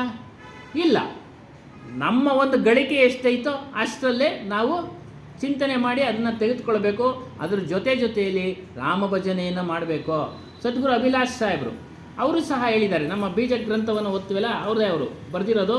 ಅವರು ಹೇಳ್ತಾನೆ, ರಾಮ ಭಜನ್ ಅವರು ಕಾಮ ಭಜನ್ ಕೋ ಸ್ಪಷ್ಟ ರೂಪ ಸಮಜಾಯ ಹೈ. ತಿಳ್ಕೊಳ್ಳಿ, ರಾಮ ಭಜನೆ ಯಾವುದು, ಕಾಮ ಭಜನೆ ಯಾವುದು. ಅವರ ಪ್ರಕಾರ ಹೇಳ್ತಾರೆ, ಕಾಮ ಭಜನೆ ಅಂದರೆ ಬಯಕೆಯ ಭಜನೆ ಎಲ್ಲರನ್ನ ಹಗಲು ರಾತ್ರಿ ಪೀಡಿಸ್ತಾ ಇದೆಯಂತೆ. ಬಯಕೆ ಬೇಕು ಬೇಕು ಬೇಕು ಅನ್ನೋ ಭಜನೆ ಇದೆಯಲ್ಲ, ಅದು ಹಗಲು ರಾತ್ರಿ ಎಲ್ಲರನ್ನ ಪೀಡಿಸ್ತಾ ಇದೆ. ಅಂದರೆ ಯಾರು ಅದರ ಕಡೆ ಹೋಗಿದ್ದಾರೋ ಅವ್ರನ್ನೆಲ್ಲರನ್ನ ಪೀಡಿಸ್ತಾ ಇದೆ, ತೊಂದರೆ ಕೊಡ್ತಾ ಇದೆ. ಇದರಿಂದಾಗಿ ಏನಾಗ್ತಾ ಇದೆ ಅಂದರೆ ನಾವು ನಮ್ಮ ಸ್ವರೂಪದ ಭಜನೆ ಮಾಡೋಕ್ಕಾಗ್ತಾ ಇಲ್ಲ, ದೂರ ಹೋಗ್ತಾ ಇದ್ದೀವಿ. ಅದರಿಂದ ಕಾಮ ಭಜನೆ, ಬಯಕೆಯ ಭಜನೆ ಅರ್ಥ ಏನು ಅಂದರೆ ವಾಸನೆಗಳಲ್ಲಿ ಮುಳುಗೋಗಿರೋದೇ ಬಯಕೆಯ ಭಜನೆ. ದೇಹಾಭಿಮಾನ और कामनाओं को जितने डूब रहेंगे उतना दुराचार और दुष्कर्म बढ़ेगा. ಎಲ್ಲಿವರೆಗೂ ನಾವು ದೇಹಾಭಿಮಾನ ಇಟ್ಕೊಂಡಿರ್ತೀವೋ, ಬಯಕೆಗಳ ಚಿಂತೆಯನ್ನು ಇಟ್ಕೊಂಡಿರ್ತೀವೋ, ನಾವು ಮುಳುಗೇ ಇರ್ತೀವಿ. ಅಲ್ಲಿವರೆಗೂ ನಾವು ದುರಾಚಾರವನ್ನು ಬಿಡೋಕ್ಕೆ ಸಾಧ್ಯ ಇಲ್ಲ, ದುಷ್ಕರ್ಮವನ್ನು ಬಿಡೋಕ್ಕೆ ಸಾಧ್ಯ ಇಲ್ಲ. ಯಾಕೆ? ಬೇಕು ಬೇಕು ಅನ್ನೋದಿರುತ್ತಲ್ಲ, ಅದನ್ನು ಗಳಿಸೋ ಸಲುವಾಗಿ ದುರಾಚಾರ ಮಾಡ್ತೀವಿ, ದುಷ್ಕರ್ಮಗಳನ್ನು ಮಾಡ್ತೀವಿ. ಅದು ಅಭಿವೃದ್ಧಿ ಆಗ್ತಾ ಇರುತ್ತೆ, ದುಷ್ಕರ್ಮ, ದುರಾಚಾರ. ಅದನ್ನು ಬೋಗಿಸೋದಕ್ಕೆ ಮತ್ತೆ ನಾವು ದೇಹವನ್ನು ಧಾರಣೆ ಮಾಡಬೇಕಾಗತ್ತೆ. ಯಾವುದೋ ದೇಹ, ನಾವೇನು ಕರ್ಮಗಳನ್ನು ಮಾಡಿರ್ತೀವೋ ಅದ್ರ ಪ್ರಕಾರ ನಮಗೆ ದೇಹಗಳು ಬರ್ತವೆ. ಪಶುಗಳ ದೇಹ ಬರ್ಬೋದು, ಪಕ್ಷಿಗಳ ದೇಹ ಬರ್ಬೋದು, ಯಾವುದಾದ್ರೂ ಬರ್ಬೋದು. ಒಟ್ಟಾರೆ ಅದನ್ನು ಮಾಡಿದ್ರೆ ನಾವು ಹುಟ್ಟುವುದಕ್ಕೆ ನಾವು ಪೂರ್ವ ಯೋಜನೆ ಮಾಡಿಕೊಂಡಂಗೆ ಆಗುತ್ತೆ. ಅದರಿಂದ ಆದಷ್ಟು ಸಾಧ್ಯವಾದಷ್ಟು ಬಯಕೆಯ ಭಜನೆಯನ್ನು ಬಿಡುವಂತರಾಗಿ. ಬಯಕೆಯ ಭಜನೆ ಮನಸ್ಸನ್ನು ಮಲಿನ ಮಾಡುತ್ತೆ. ಮನಸ್ಸು ಮಲಿನ ಮಾಡೋದಂದರೆ ನಮಗೆ ವಸ್ತು ಸಿಗಲಿಲ್ಲ ಅಂದರೆ, ಯಾರಿಗೋ ಸಿಕ್ತು ಅಂದರೆ ಆತನ ಇರತಕ್ಕಂಥ ವಸ್ತುವನ್ನು ತೆಗೆದುಕೊಳ್ಳೋ ಸಲುವಾಗಿ ಹಲ್ಲೆ ಮಾಡೋದು, ಹತ್ಯೆ ಮಾಡಿಸೋದು, ಮತ್ತೊಂದು ನೋಡ್ತಾ ಇದ್ದೀವಿ ನಾವು ಮಾಧ್ಯಮಗಳಲ್ಲಿ. ಈ ರೀತಿಯಾಗಿ ಬಯಕೆಯ ಭಜನೆಯನ್ನು ಬಿಡುವಂತರಾಗಿ ರಾಮ ಭಜನೆ ಮಾಡಿ. ರಾಮ ಭಜನೆ ಮಾಡಿದ್ರೆ ಯಾವ ರೀತಿ ನಮ್ಮಲ್ಲಿರ್ತಕ್ಕಂಥ ಅಜ್ಞಾನ, ಅಂಧಕಾರ ದೂರ ಆಗುತ್ತೆ. ಅಜ್ಞಾನ ಅಂದರೆ ನಮಗೆ ಗೊತ್ತಿಲ್ಲದೆ ಎಲ್ಲ ಮಾಡ್ತಾ ಇದ್ದೀವಿ, ಗೊತ್ತಾದ ಮೇಲೆ ಅದನ್ನೆಲ್ಲ ಬಿಡೋಕ್ಕೆ ಪ್ರಯತ್ನ ಪಡ್ತೀವಿ. ಅದರಿಂದ ರಾಮ ಭಜನೆ ಮಾಡಿ. ಆ ರಾಮ ಭಜನೆ ಮಾಡೋದಕ್ಕೆ ನಮ್ಮ ಸ್ವರೂಪದ ಭಜನೆ ಮಾಡೋದಕ್ಕೆ ಎಲ್ಲಿ ಸೇರಬೇಕು ಅಂದರೆ ನಾವು ಸತ್ಸಂಗದಲ್ಲಿ ಸೇರಬೇಕು. ಸತ್ಸಂಗದಲ್ಲಿ ಸೇರಿದಾಗ ನಮ್ಮ ಬಾಳು ಬೆಳಕಾಗುತ್ತೆ. ಸೂರ್ಯೋದಯ ಆದಂಗೆ ಯಾವ ರೀತಿ ಸೂರ್ಯೋದಯ ಆದರೆ ಕತ್ತಲೆ ಹೊರಟೋಗುತ್ತೋ ಅದೇ ರೀತಿಯಾಗಿ ನಮ್ಮ ಬಾಳು ಬೆಳಕಾಗುತ್ತೆ. ನಾವು ಬೆಳಕಿನ ಕಡೆಗೆ ನಡೀತೀವಿ. ಅದರಿಂದ ನೀವು ರಾಮ ಭಜನೆ ಮಾಡಿರಿ. ರಾಮ ಭಜನೆ ಮಾಡೋ ಕಡೆ ಬಯಕೆಯ ಭಜನೆ ಇರೋದಿಲ್ಲ. ರಾಮ ಭಜನೆ ಮಾಡೋ ಕಡೆ ಬಯಕೆಯ ಭಜನೆ ಇರೋದಿಲ್ಲ. ಬಯಕೆಯ ಭಜನೆ ಇರೋ ಕಡೆ ರಾಮ ಭಜನೆ ಇರೋದಿಲ್ಲ. ಎರಡು ಒಂದಕ್ಕೊಂದು ವಿರೋಧಿ. ಜಹಾ ಕಾಮ್ ಹೋಗ ವಾ ರಾಮ್ ನಹಿ ಹೋಗ. ನೋಡಿ, ಎಲ್ಲಿ ಬಯಕೆ, ಯಾವ ಮನುಷ್ಯನಲ್ಲಿ ಬಯಕೆ ಇರುತ್ತೋ ಅಲ್ಲಿ ರಾಮನಿರಕ್ಕೆ ಸಾಧ್ಯ ಇಲ್ಲ. ಅವನಲ್ಲಿ ಇದ್ದಾನೆ, ಚೈತನ್ಯ ಕೊಟ್ಟು ರಮಿಸ್ತಾ ಇದ್ದಾನೆ, ಅದನ್ನು ತಿಳಿಯೋಕ್ಕೆ ಅವನು ಸಾಧ್ಯ ಆಗೋದಿಲ್ಲ. ಅದರಿಂದ ಅದೇ ರೀತಿಯಾಗಿ ಜಹಾ ರಾಮ್ ಹೋಗ ವಾ ಕಾಮ್ ನಹಿ ಹೋಗ. ಯಾರು ಸ್ವರೂಪವನ್ನು ತಿಳಿದಿರ್ತಾರೋ ಅವರು ಅತಿ ಹೆಚ್ಚು ಬಯಕೆಗಳನ್ನು, ಅತಿ ಹೆಚ್ಚು ಇಚ್ಛೆಗಳನ್ನು ಪಡೋದಿಲ್ಲ. ಏನು, ಊಟ ವಸತಿ, ಮನೆಗೆ ಎಷ್ಟು ಜೀವನಕ್ಕೆ ಬೇಕೋ ಅಷ್ಟು, ಮತ್ತು ಅನುಕೂಲತೆಗೆ, ವೃದ್ಧಾಪ್ಯದಲ್ಲಿ ಅನುಕೂಲತೆಗೆ ಬೇಕೋ ಎಷ್ಟು ಬೇಕೋ ಅಷ್ಟನ್ನ ಅವರು ಗಳಿಸಿ ಇಟ್ಕೊಂಡಿರ್ತಾರೆ. ಮತ್ತು ರಾಮನೆಲ್ಲಿದ್ದಾನೆ? ಎಲ್ಲರ ಹೃದಯದಲ್ಲೂ ಇದ್ದಾನೆ, ಎಲ್ಲರ ದೇಹದಲ್ಲೂ ಇದ್ದಾನೆ. ಅದರಿಂದ ನೀವು ರಾಮನನ್ನು ನೋಡಬೇಕಾದ್ರೆ ನೀವು ಇವುಗಳನ್ನೆಲ್ಲ ಬಯಕೆಯ ಭಜನೆ ಮಾಡೋದನ್ನು ಬಿಡಿ. ಏನು, ಕಾಮ, ಕ್ರೋಧ, ಲೋಭ, ಮೋಹ, ಮದ, ಮತ್ಸರ ಇವುಗಳನ್ನು ಬಿಡುವಂತರಾಗಬೇಕು. ರಾಗದ್ವೇಷಗಳನ್ನು ಬಿಡುವಂತರಾಗಬೇಕು. ಆದರೆ ಮನುಷ್ಯರೆಲ್ಲರೂ ಬಯಕೆಯ ಭಜನೆ ಮಾಡ್ತಾ ಇದ್ದಾರೆ ಹೊರತು ರಾಮ ಭಜನೆಯನ್ನೇ ಮಾಡ್ತಾ ಇಲ್ಲ. ರಾಮ ಭಜನೆಯನ್ನು ಮಾಡ್ತಾ ಇಲ್ಲ. ಇನ್ನೊಂದು ವಿಚಾರ ಹೇಳ್ತಾರೆ, ಏನು ಈ ಲೋಕದ್ದಾಯಿತು, ಇನ್ನು ಪರಲೋಕ, ಸ್ವರ್ಗ, ಮೋಕ್ಷ ಅಂತ. ಮೋಕ್ಷ ಅಂದರೆ ಬಿಡುಗಡೆ. ಆದರೆ ಇಲ್ಲಿ ಕೆಲವರು ಏನು ಮಾಡ್ತಾರೆ, ಮೋಕ್ಷ ಅಂದರೆ ಶಿವನೇ ಮೋಕ್ಷ, ವಿಷ್ಣುನೇ ಮೋಕ್ಷ, ಇಂದ್ರಲೋಕನೇ ಮೋಕ್ಷ ಅಂತ ತಿಳ್ಕೊಂಬಿಟ್ಟವ್ರೆ. ಅದರ ಇಚ್ಛೆನೂ ಬಿಡಬೇಕು. ಅದು ನಿಜವಾದ ಮೋಕ್ಷವಲ್ಲ. ಅವೆಲ್ಲ ಪರೋಕ್ಷ ಜ್ಞಾನಗಳು.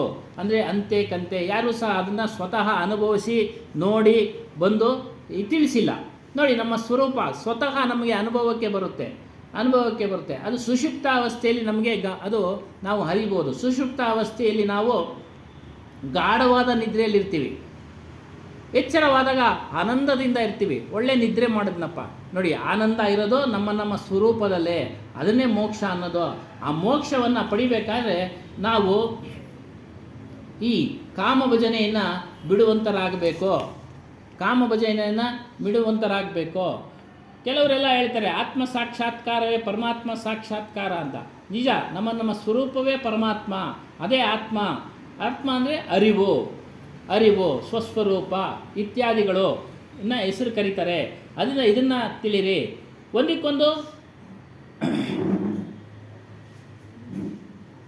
ಒಂದಕ್ಕೊಂದು ಹೋಲಿಕೆ ಆಗೋದಿಲ್ಲ. ಆತ್ಮ ಸಾಕ್ಷಾತ್ಕಾರ ಪಡೆಯೋದಕ್ಕೆ ನಾವು ಬಯಕೆಯ ಭಜನೆಯನ್ನು ಬಿಡಬೇಕು. ಬೇಕು ಅನ್ನೋದನ್ನು ಬಿಡಬೇಕು. ಮನುಷ್ಯ ಒಳಗಡೆ ಸ್ವಚ್ಛ ಇರಬೇಕಾದ್ರೆ ಅವನು ಒಳಗಡೆ ಯಾವತ್ತಿಗೂ ಸಹ ತಪ್ಪು ವಿಚಾರಗಳನ್ನು ಯೋಚನೆ ಮಾಡಬಾರ್ದು. ಅಂತರಾತ್ಮದ ಶಬ್ದ ಯಾವ ಮನುಷ್ಯನು ಕೇಳ್ತಾ ಇರ್ತಾನೋ ಅವನನ್ನು ಯಾರೂ ಏನೂ ಮಾಡೋಕ್ಕಾಗೋದಿಲ್ಲ. ಎಲ್ಲವೂ ಸಹ ಅವನಿಗೆ ಏನೂ ಮಾಡೋಕ್ಕಾಗೋದಿಲ್ಲ. ಎಲ್ಲ ದುರ್ವ್ಯಸನಗಳು ಅವನನ್ನು ಬಿಟ್ಟು ಹೊರಟೋಗ್ತಾ ಇರ್ತವೆ. ಇವನು ಶಾಂತಿಯನ್ನು ತಾಳಿ ಅವನು ಸ್ವರೂಪದಲ್ಲಿ ನಿಲ್ಲುವಂತನಾಗ್ತಾನೆ. ಆದ್ದರಿಂದ ಭಜನೆ ಮಾಡಬೇಕಾದ್ರೆ ರಾಮ ಭಜನೆಯನ್ನು ಮಾಡಿ. ಎಲ್ಲರ ಜೀವನದಲ್ಲಿ ಅನುಕೂಲತೆ ಇದೆ, ಅನಾನುಕೂಲತೆಯೂ ಇದೆ. ಇದು ಯಾರಿಗೂ ತಪ್ಪಿದ್ದಲ್ಲ. ರಾಜನಾಗಿರಲಿ, ರಾಷ್ಟ್ರಪತಿಯಾಗಿರಲಿ, ಸಾಮಾನ್ಯ ಜವಾನನಾಗಿರಲಿ, ಕಡು ಬಡವನಾಗಿರಲಿ, ಅನುಕೂಲತೆಯೂ ಬರುತ್ತೆ, ಅನಾನುಕೂಲತೆಯೂ ಬರುತ್ತೆ. ಆದರೆ ಅದರ ಸತ್ಯ ಅಸತ್ಯಗಳನ್ನು, ತಪ್ಪು ಒಪ್ಪುಗಳನ್ನು ತಿಳಿಯೋದೇ ನಿಜವಾದ ಜ್ಞಾನ, ನಿಜವಾದ ಭಜನೆ. ನೋಡಿ, ನಿಜವಾದ ಜ್ಞಾನ. ಸತ್ಯ ಅಂದ್ರೇನು, ಅಸತ್ಯ ಅಂದ್ರೇನು, ಒಳ್ಳೆಯದಂದ್ರೇನು, ಕೆಟ್ಟದ್ದಂದ್ರೇನು, ಇವುಗಳನ್ನು ಚಿಂತನೆ ಮಾಡೋ ಶಕ್ತಿ ನಮಗೆಲ್ಲಿ ಬರುತ್ತೆ ಅಂದರೆ ಸತ್ಸಂಗದಲ್ಲಿ, ಸಜ್ಜನರ ಸಹವಾಸದಲ್ಲಿ, ಸಂತರ ಸಹವಾಸದಲ್ಲಿ, ಸಂತರ ಸಾನ್ನಿಧ್ಯದಲ್ಲಿ. ಅದರಿಂದ ನೀವು ಇದಕ್ಕೆ ಪ್ರಭಾವಿತರಾಗಿ, ಯಾವುದಕ್ಕೆ? ಸತ್ಯದ ಕಡೆ ಪ್ರಭಾವಿತರಾಗಿ, ಒಳ್ಳೆಯದ್ರ ಕಡೆ ಪ್ರಭಾವಿತರಾಗಿ, ಆಗ ನಿಮಗೆ ಜೀವನದಲ್ಲಿ ಶಾಂತಿ ಸಿಗುತ್ತೆ. ಯಾವಾಗ ನೀವು ತಪ್ಪು ವಿಚಾರಗಳಿಗೆ ಮನಸ್ಸು ಕೊಡ್ತಿರೋ ಆಗ ನಿಮ್ಮಲ್ಲಿ ರಾಗ, ದ್ವೇಷ, ಲೋಭ, ಮೋಹ, ಕಾಮ ಕ್ರೋಧ ಇವೆಲ್ಲ ಉತ್ಪತ್ತಿ ಆಗುತ್ತೆ. ಯಾವಾಗ ಅವೆಲ್ಲ ಉತ್ಪತ್ತಿ ಆಗ್ತಾವೋ ಅವೇ ಜಾಸ್ತಿಯಾಗಿ ನಿಮ್ಮನ್ನು ನರಕದ ಕಡೆ ತೆಗೆದುಕೊಂಡು ಹೋಗುತ್ತೆ, 84 ಲಕ್ಷ ಜೀವರಾಶಿಗಳ ಕಡೆಗೆ ತೆಗೆದುಕೊಂಡು ಹೋಗುತ್ತೆ. ಆದ್ದರಿಂದ ನಿಮ್ಮ ಮನಸ್ಸನ್ನು ಯಾವಾಗಲೂ ಗಮನಿಸಿ. ಶರೀರ ಕ್ಷಣಿಕ, ಈ ಕ್ಷಣಿಕ ಶರೀರ ಅನ್ನೋದನ್ನು ಅವಿನಾಶಿ ಸ್ವರೂಪವೇ ಶಾಶ್ವತ ಅನ್ನೋದನ್ನು ನೀವು ತಿಳಿಯಿರಿ. ಶರೀರ ಎಲ್ಲರಿಗೂ ಗೊತ್ತಿದೆ, ಆದರೂ ಸಹ ನಾವು ಬಯಕೆ ಭಜನೆ ಮಾಡ್ತಾ ಇದ್ದಾರೆ. ಮನುಷ್ಯರಲ್ಲೂ ಬಯಕೆ ಭಜನೆ ಮಾಡ್ತಾ ಇದ್ದಾರೆ. ಆದರೆ ಅವಿನಾಶಿ ಸ್ವರೂಪನಾದ ರಾಮನಿದಾನಲ್ಲ, ನಮ್ಮ ಆತ್ಮಸ್ವರೂಪನಿದಾನಲ್ಲ, ಅವನ ಸ್ಥಿತಿ ಎಲ್ಲಿ ನಾವು ನಿಂತರೆ ನಮಗೆ ವಿಶ್ರಾಂತಿ ಅಂದರೆ ನಾವು ಹುಟ್ಟೋದಿಲ್ಲ, ಸಾಯೋದು ಇಲ್ಲ. ಈಗ ಹುಟ್ಟಿದ್ದೀವಿ, ಸಾಯಲೇಬೇಕು, ಈ ದೇಹ ಹೋಗಲೇಬೇಕು, ಮುಂದೆ ಹುಟ್ಟದ ಹಾಗೆ ನಾವು ನೋಡ್ಕೊಳ್ಬೇಕು. ಕೈವಾರ ತಾತಯ್ಯನವರು ಹೇಳ್ತಾರೆ, ನೀವು ಓದಿ ಎಲ್ಲ ಮರುಳಾಗ್ತಾ ಇದ್ದಾರೆ, ಸತ್ತು ಹುಟ್ಟದ ವಿದ್ಯೆಯನ್ನು ಯಾರೂ ಓದ್ತಾ ಇಲ್ಲ. ಸತ್ತು ಹುಟ್ಟದ ಅಂದರೆ ಈಗ ಬಂದಿದ್ದೀವಿ, ನಮ್ಮ ದೇಹ ಬಂದಿದೆ, ಇದು ಒಂದಲ್ಲ ಒಂದು ದಿನ ಹೋಗುತ್ತೆ. ಮತ್ತೆ ಹುಟ್ಟದ ಹಾಗೆ ಇರ್ತಕ್ಕಂಥ ವಿದ್ಯೆಯನ್ನು, ಆತ್ಮವಿದ್ಯೆಯನ್ನು ನೀವು ತಿಳಿಯಿರಿ ಅಂತ ಅವರು ಸಹ ಹೇಳ್ತಾರೆ. ಇಲ್ಲದ ಹೇಳಿ ಅಮ್ಮ, ಹೇಳಿ ಅದನ್ನೇ. ತಪ್ಪು. ಅದಕ್ಕೆ ಶಂಕರಾಚಾರ್ಯ ಜ್ಞಾನವನ್ನು ಸದ್ಗುರು ಕಬೀರ್ ಸಾಹೇಬರು ಒಪ್ಪಲಿಲ್ಲ, ಮಧ್ವಾಚಾರ್ಯ ಜ್ಞಾನವನ್ನು ಕಬೀರ್ ಸಾಹೇಬರು ಒಪ್ಪಲಿಲ್ಲ. ಹುಟ್ಟಲೇಬೇಕು ಅನ್ನೋದು ತಪ್ಪು. ಹುಟ್ಟಿದ್ರೆ ಮತ್ತೆ ಕಾಯಿಲೆ ಕಸಾಲೆಗಳಲ್ವಾ. ಅದಕ್ಕೆ ಅವ್ರ ಸಿದ್ಧಾಂತನ ಕಬೀರ್ ಸಾಹೇಬರು ಒಪ್ಪಲಿಲ್ಲ. ಅವ್ರ ಸಿದ್ಧಾಂತ ಏನು, ಹುಟ್ಟಲೇಬೇಕು ಅಂತಂದರೆ ಮತ್ತೆ ಹುಟ್ಟೋದೇನಿಗೆ ಬೇಕು ಅದನ್ನೇ ಹೇಳ್ತಾರೆ. ಭಗವದ್ಗೀತೆಯಲ್ಲಿ ಹೇಳಿದ್ದನ್ನು ಅಪ್ಪ ಅವರು ಹೇಳ್ತಾರೆ, ಏನೋ ಅವನು ಆಗಾಗ ಜನ್ಮ ಕೇಳ್ತಾನೆ, ಅವನ್ನ ಹಿಡ್ಕೊಂಡ್ರೆ ನೀವು ಜನ್ಮ. ಯದಾ ಯದಾ ಹಿ ಧರ್ಮಸ್ಯ ಗ್ಲಾನಿರ್ಭವತಿ ಭಾರತ ಅಭ್ಯುತ್ಥಾನವ ಧರ್ಮಸ್ಯ ತದಾತ್ಮಾನಾಂ ಸುಜಾನ್ವ್ಯಹಂ ಪರಿತ್ರಾಣಾಯ ಸಾಧೂನಾಂ ಸಂಭವಾಮಿ ಯುಗೆ ಯುಗೆ. ಹುಟ್ಟೋದ್ರ ಕಡೆ ಯಾಕೆ ಹೋಗ್ತೀರಾ? ಬಿಡುಗಡೆಗೆ ಬಂದವರು ಹುಟ್ಟೋದ್ರ ಕಡೆ ಯಾಕೆ ಹೋಗ್ತೀರಾ? ಹುಟ್ಟು ಸಾವಿರಿಂದ ಬಿಡುಗಡೆಯಾಗಿ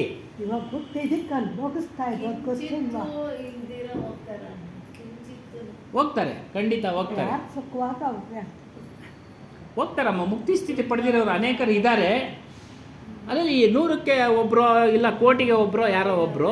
ಬಟ್ ಆದರೆ ಸಾಧನೆ ಮಾಡಬೇಕು. ಶಂಕರಾಚಾರ್ಯ ಸಿದ್ಧಾಂತನ ಒಪ್ಪಲಿಲ್ಲ, ಮಧ್ವಾಚಾರ್ಯ ಸಿದ್ಧಾಂತ ಒಪ್ಪಲಿಲ್ಲ.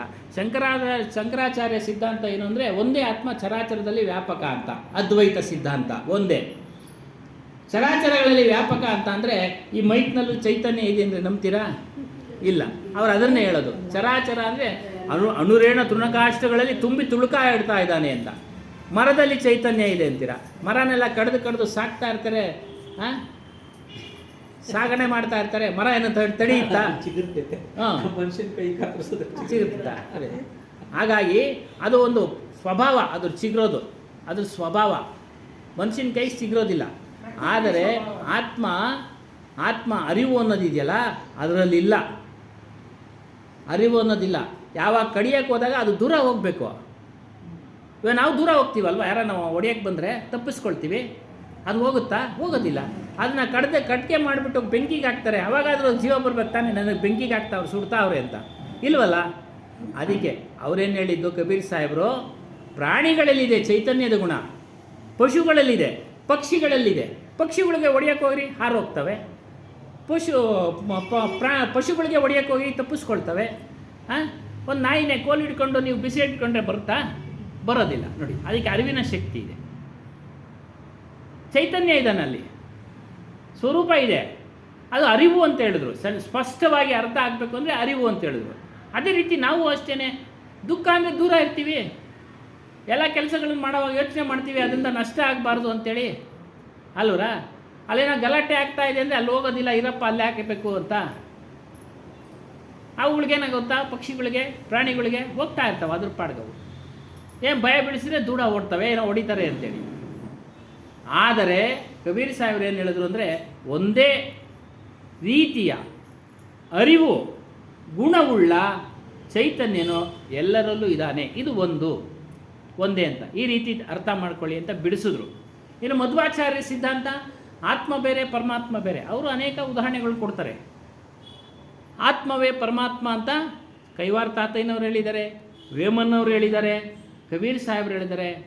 ಪರಮಾತ್ಮ ಹೊರಗಡೆ ಇರುವುದಾದರೆ ನಾವು ಬೇಡ್ಕೊಂಡಾಗ ನಮ್ಮ ಕಷ್ಟಗಳನ್ನು ನಿವಾರಣೆ ಮಾಡಬೇಕಾಗಿತ್ತಲ್ಲ, ನಮ್ಮ ಹುಟ್ಟು ಸಾವು ಬಂಧನದಿಂದ ಬಿಡುಗಡೆ ಮಾಡಬೇಕಾಗಿತ್ತಲ್ಲ, ಮಾಡಲಿಲ್ಲ. ಕಾರಣ ಭಗವದ್ಗೀತೆ ಕೃಷ್ಣನೇ ಹೇಳಿದ್ದಾನೆ, ಆತ್ಮನನ್ನು ತಿಳಿ ಆತ್ಮಯೋಗಿಯಾಗು, ಆತ್ಮಜ್ಞಾನಿಯಾಗು ಅಂತ. ಆತ್ಮಜ್ಞಾನಿಯಾಗು ಅಂತ ತಿಳಿಸಿದ್ದಾರೆ. ಆತ್ಮಜ್ಞಾನಿ ಆಗಬೇಕು. ಅಲ್ಲಿರೋ ಸಾರಗಳನ್ನು ತೆಗೆದುಕೊಳ್ಬೇಕು. ಬರೆಯುವಾಗ ಎಲ್ಲರೂ ಬರಿತಾ ಇರ್ತಾರೆ, ಅವರವರ ಅಭಿಪ್ರಾಯಗಳನ್ನು ಬರಿತಾ ಇರ್ತಾರೆ. ಅವುಗಳಲ್ಲಿ ಇರೋ ಸಾರವನ್ನು ತೆಗೆದುಕೊಳ್ಬೇಕು. ಕೈವಾರ ತಾತಯ್ಯನವ್ರ ಬುಕ್ದಲ್ಲೂ ಅಷ್ಟೇ ಎಲ್ಲ ಬರೆದಿದ್ದಾರೆ. ಸಾಮಾನ್ಯವಾದ ಪೂಜೆನೂ ಬರೆದಿದ್ದಾರೆ, ಪುರಸ್ಕಾರ ಮಾಡೋದು ಬರೆದಿದ್ದಾರೆ, ಹೋಮ ಅವನೆಲ್ಲ ಬರೆದಿದ್ದಾರೆ. ಅದನ್ನು ಹೇಳ್ತಾರೆ, ಇದೆಲ್ಲ ಸಾಮಾನ್ಯ ಜನರಿಗೆ. ಯಾರಿಗೆ? ಸಾಮಾನ್ಯ ಜನರಿಗೆ. ಇದು ಅರಿವಾಗೋದಿಲ್ಲ ಕೆಲವರಿಗೆ. ಆತ್ಮಜ್ಞಾನ ಎಷ್ಟೇ ಹೇಳಿದ್ರು ಅವ್ರು ಹೋಗೋದಿಲ್ಲ, ಅವ್ರ ಭಕ್ತಿ ಕಡೆನೇ ಇರ್ತಾರೆ. ಯಾರೋ ಒಬ್ಬರಿಗೆ, ನೀವೆಲ್ಲ ಪುಣ್ಯಾತ್ಮರು, ಯಾರ್ಯಾರು ಇಲ್ಲಿ ಸೇರಿದಿರೋ ನಾವೆಲ್ಲರೂ ಪುಣ್ಯಾತ್ಮರು. ಹೇಗೆ ಅಂತ ಅಂದರೆ 100 ಕೋಟಿ ಮನುಷ್ಯ ಜನ್ಮಗಳಲ್ಲಿ ನಾವು ನಿಷ್ಕಾಮದಿಂದ ಪೂಜೆ ಮಾಡಿರ್ತೀವಿ. ಯಾವುದೇ ಫಲಾಪೇಕ್ಷೆ ಇಲ್ಲದೆ, ಮಕ್ಕಳು ಬೇಕೋ, ಐಶ್ವರ್ಯ ಬೇಕೋ, ಆಸ್ತಿ ಬೇಕೋ, ಇವೆಲ್ಲವನ್ನು ಏನೂ ಬಯಸದೆ ಪೂಜೆ ಮಾಡಿರ್ತೀವಿ. ನಿಷ್ಕಾಮದ ಫಲ ಪೂಜೆ ಮಾಡಿದಾಗ ಅದನ್ನು ತೆಗೆದುಕೊಳ್ಳೋರು ಯಾರೂ ಇರೋದಿಲ್ಲ. ನಿಮ್ಮ ದೇವರು ಯಾವುದೋ ಕೃಷ್ಣನೋ ಈಶ್ವರನೋ ವಿಷ್ಣುನೋ ಪೂಜೆ ಮಾಡಿರ್ತೀರ, ಯಾವುದೇ ಫಲಾಪೇಕ್ಷೆ ಇಲ್ಲದೆ.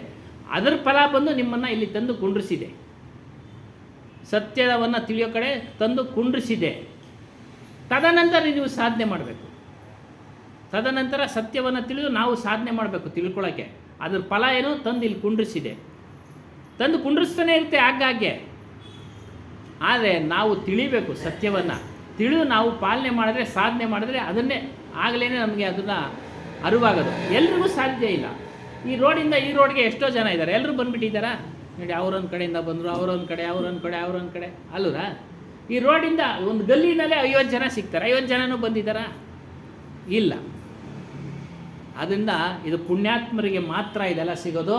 ಅದರಿಂದ ಹೇಳ್ತಾರೆ ಇಲ್ಲಿ ಶಂಕರಾಚಾರ್ಯ ಹೇಳಿದ್ದಾರೆ. ಪಾಪ ಅವರು ಹೇಳಿದ್ದಾರೆ, ಅವರೇ ಹೇಳಿದ್ರೋ ಅವ್ರ ಹಿಂಬಾಲಕರು ಬರೋದ್ರೋ ಗೊತ್ತಿಲ್ಲ. ಒಟ್ಟಾರೆ ಸಾರ ಶಬ್ದಗಳನ್ನು ತೆಗೆದುಕೊಳ್ಳಿ. ಎಲ್ಲೇ ಸತ್ಸಂಗ ನಡೀತಾ ಇದೆ ಹೋಗಿ ಕೇಳಿ, ಸಾರ ಶಬ್ದಗಳನ್ನು ತೆಗೆದುಕೊಳ್ಳಿ. ಅಭಿಲಾಷ್ ಸಾಹೇಬ್ ಹೇಳ್ತಾರೆ, ಅವನು ಯಾವುದೇ ಮತದವನಾದರೂ, ಯಾವುದೇ ಪೂಜೆ ಮಾಡೋವನ ವ್ಯಕ್ತಿ ಆದರೂ ಅವನು ವೈರಾಗ್ಯದಿಂದ ಇದ್ದರೆ ಅವನನ್ನು ಗೌರವಿಸು ಅಂತ.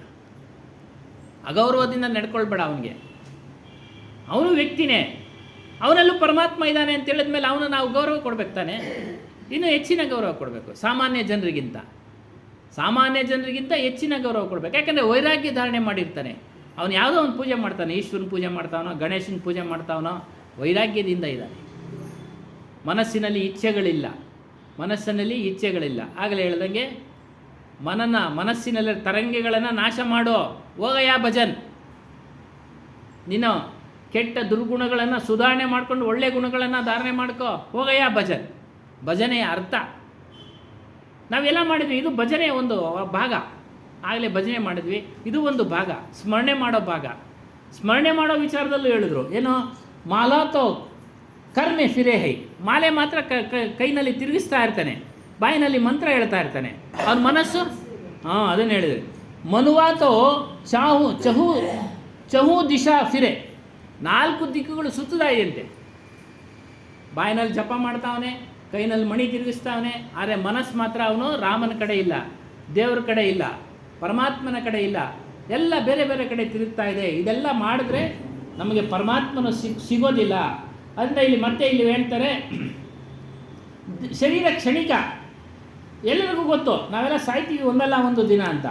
ಆದರೆ ಆತ್ಮಾರಾಮನನ್ನು ತಿಳಿಯೋರು, ಅವಿನಾಶಿ ಸ್ವರೂಪನಾದ ಆತ್ಮಾರಾಮನನ್ನು ತಿಳಿಯೋರು ಕೆಲವೇ ಕೆಲವರು. ಅಮರ ಮನ್, ನಮ್ಮ ಮನಸ್ಸು ಕ್ಷಣಿಕವಾದ ಪ್ರಾಣಿ ಪದಾರ್ಥಗಳ ಮೇಲೆ ಅದನ್ನು ಇಷ್ಟಪಡೋಕ್ಕೆ ಹೋಗುತ್ತೆ. ಎಲ್ಲವೂ ಕ್ಷಣಿಕ. ಹಾಗಂತೇಳಿ ಎಲ್ಲವನ್ನು ಬಿಡೋಕ್ಕೂ ಸಾಧ್ಯ ಇಲ್ಲ. ನಿಮ್ಮ ಜೀವನ ಅವಶ್ಯಕ ವಸ್ತುಗಳನ್ನು ನಾವು ತೆಗೆದುಕೊಳ್ಳಲೇಬೇಕು. ಊಟ ಮಾಡೋದಕ್ಕೆ ಸಾತ್ವಿಕ ಆಹಾರ ತೆಗೆದುಕೊಳ್ಳಿ. ಏನಕ್ಕೆ ಮಾಂಸಾಹಾರ ಬೇಕು? ಸಾತ್ವಿಕವಾದ ಆಹಾರವನ್ನು ತೆಗೆದುಕೊಳ್ಳಿ. ತರಕಾರಿ, ಹಣ್ಣು, ಹಂಪಲು, ಅದನ್ನೇನು ಊಟ ಹೊಟ್ಟೆ ತುಂಬೋದಿಲ್ವಾ? ಈ ರೀತಿಯಾಗಿ ಅವನ್ನೆಲ್ಲ ಬಿಡಬೇಕು. ಕ್ಷಣಿಕವಾದ ಪ್ರಾಣಿ ಪದಾರ್ಥಗಳ ಮೇಲೆ ಇರ್ತಕ್ಕಂಥ ಮೋಹವನ್ನು ಬಿಡಿ. मन बिना वजह की जब तक जगते रहते हैं बड़ा वानल ಈ तरफ खोलता रहता है. ಮನಸ್ಸನ್ನು ನೀವು ಯಾವಾಗ ನೀವು ನಿಯಂತ್ರಣ ಮಾಡ್ತಾ ಇರ್ತೀರೋ ಅದ್ರ ಬಲ ಕಡಿಮೆ ಆಗ್ತಾ ಇರುತ್ತೆ. ಅಸುರಿ ಶಕ್ತಿಗಳ ಕಡೆ ಹೋಗ್ತಾ ಇರೋ ಬಲ ಕಡಿಮೆ ಆಗುತ್ತೆ, ದೈವಿ ಶಕ್ತಿಗಳ ಕಡೆ ಬರ್ತಾ ಇರುತ್ತೆ, ದೈವಿ ಶಕ್ತಿಗಳ ಕಡೆ ಬರ್ತಾ ಇರುತ್ತೆ. ಆವಾಗ ನಿಮಗೆ ಶಾಂತ ಸ್ವರೂಪದ ಅನುಭವ ಆಗ್ತಾ ಇರುತ್ತೆ, ಅನುಭವ ಆಗ್ತಾ ಇರುತ್ತೆ. ಅದರಿಂದ ನೀವು ಬೆಳಗ್ಗೆ ಎದ್ದೋಳ್ತಾನೆ ಚಿಂತನೆ ಮಾಡಬೇಕು, ನಮ್ಮ ಮನಸ್ಸನ್ನು ನಿಯಂತ್ರಣದಲ್ಲಿಟ್ಕೊಳ್ಳೋ ಚಿಂತನೆ ಮಾಡಬೇಕು. ಇಲ್ಲಾಂದರೆ ಅದು ಆಟ ಆಡೋಕ್ಕೋಗುತ್ತೆ. ಚಿಂತನೆ ಮಾಡಿ ಅಂತ ಹೇಳ್ತಾರೆ. ಮನ್ಕ ಜೀವನದಲ್ಲಿ ಎಲ್ಲ ಥರ ಸಫಲತೆಯೂ ಆಗುತ್ತೆ, ಅಸಫಲತೆಯೂ ಆಗುತ್ತೆ. ಅಂದ್ರೇನು? ಗೆಲುವು ಆಗುತ್ತೆ, ಸೋಲು ಆಗುತ್ತೆ.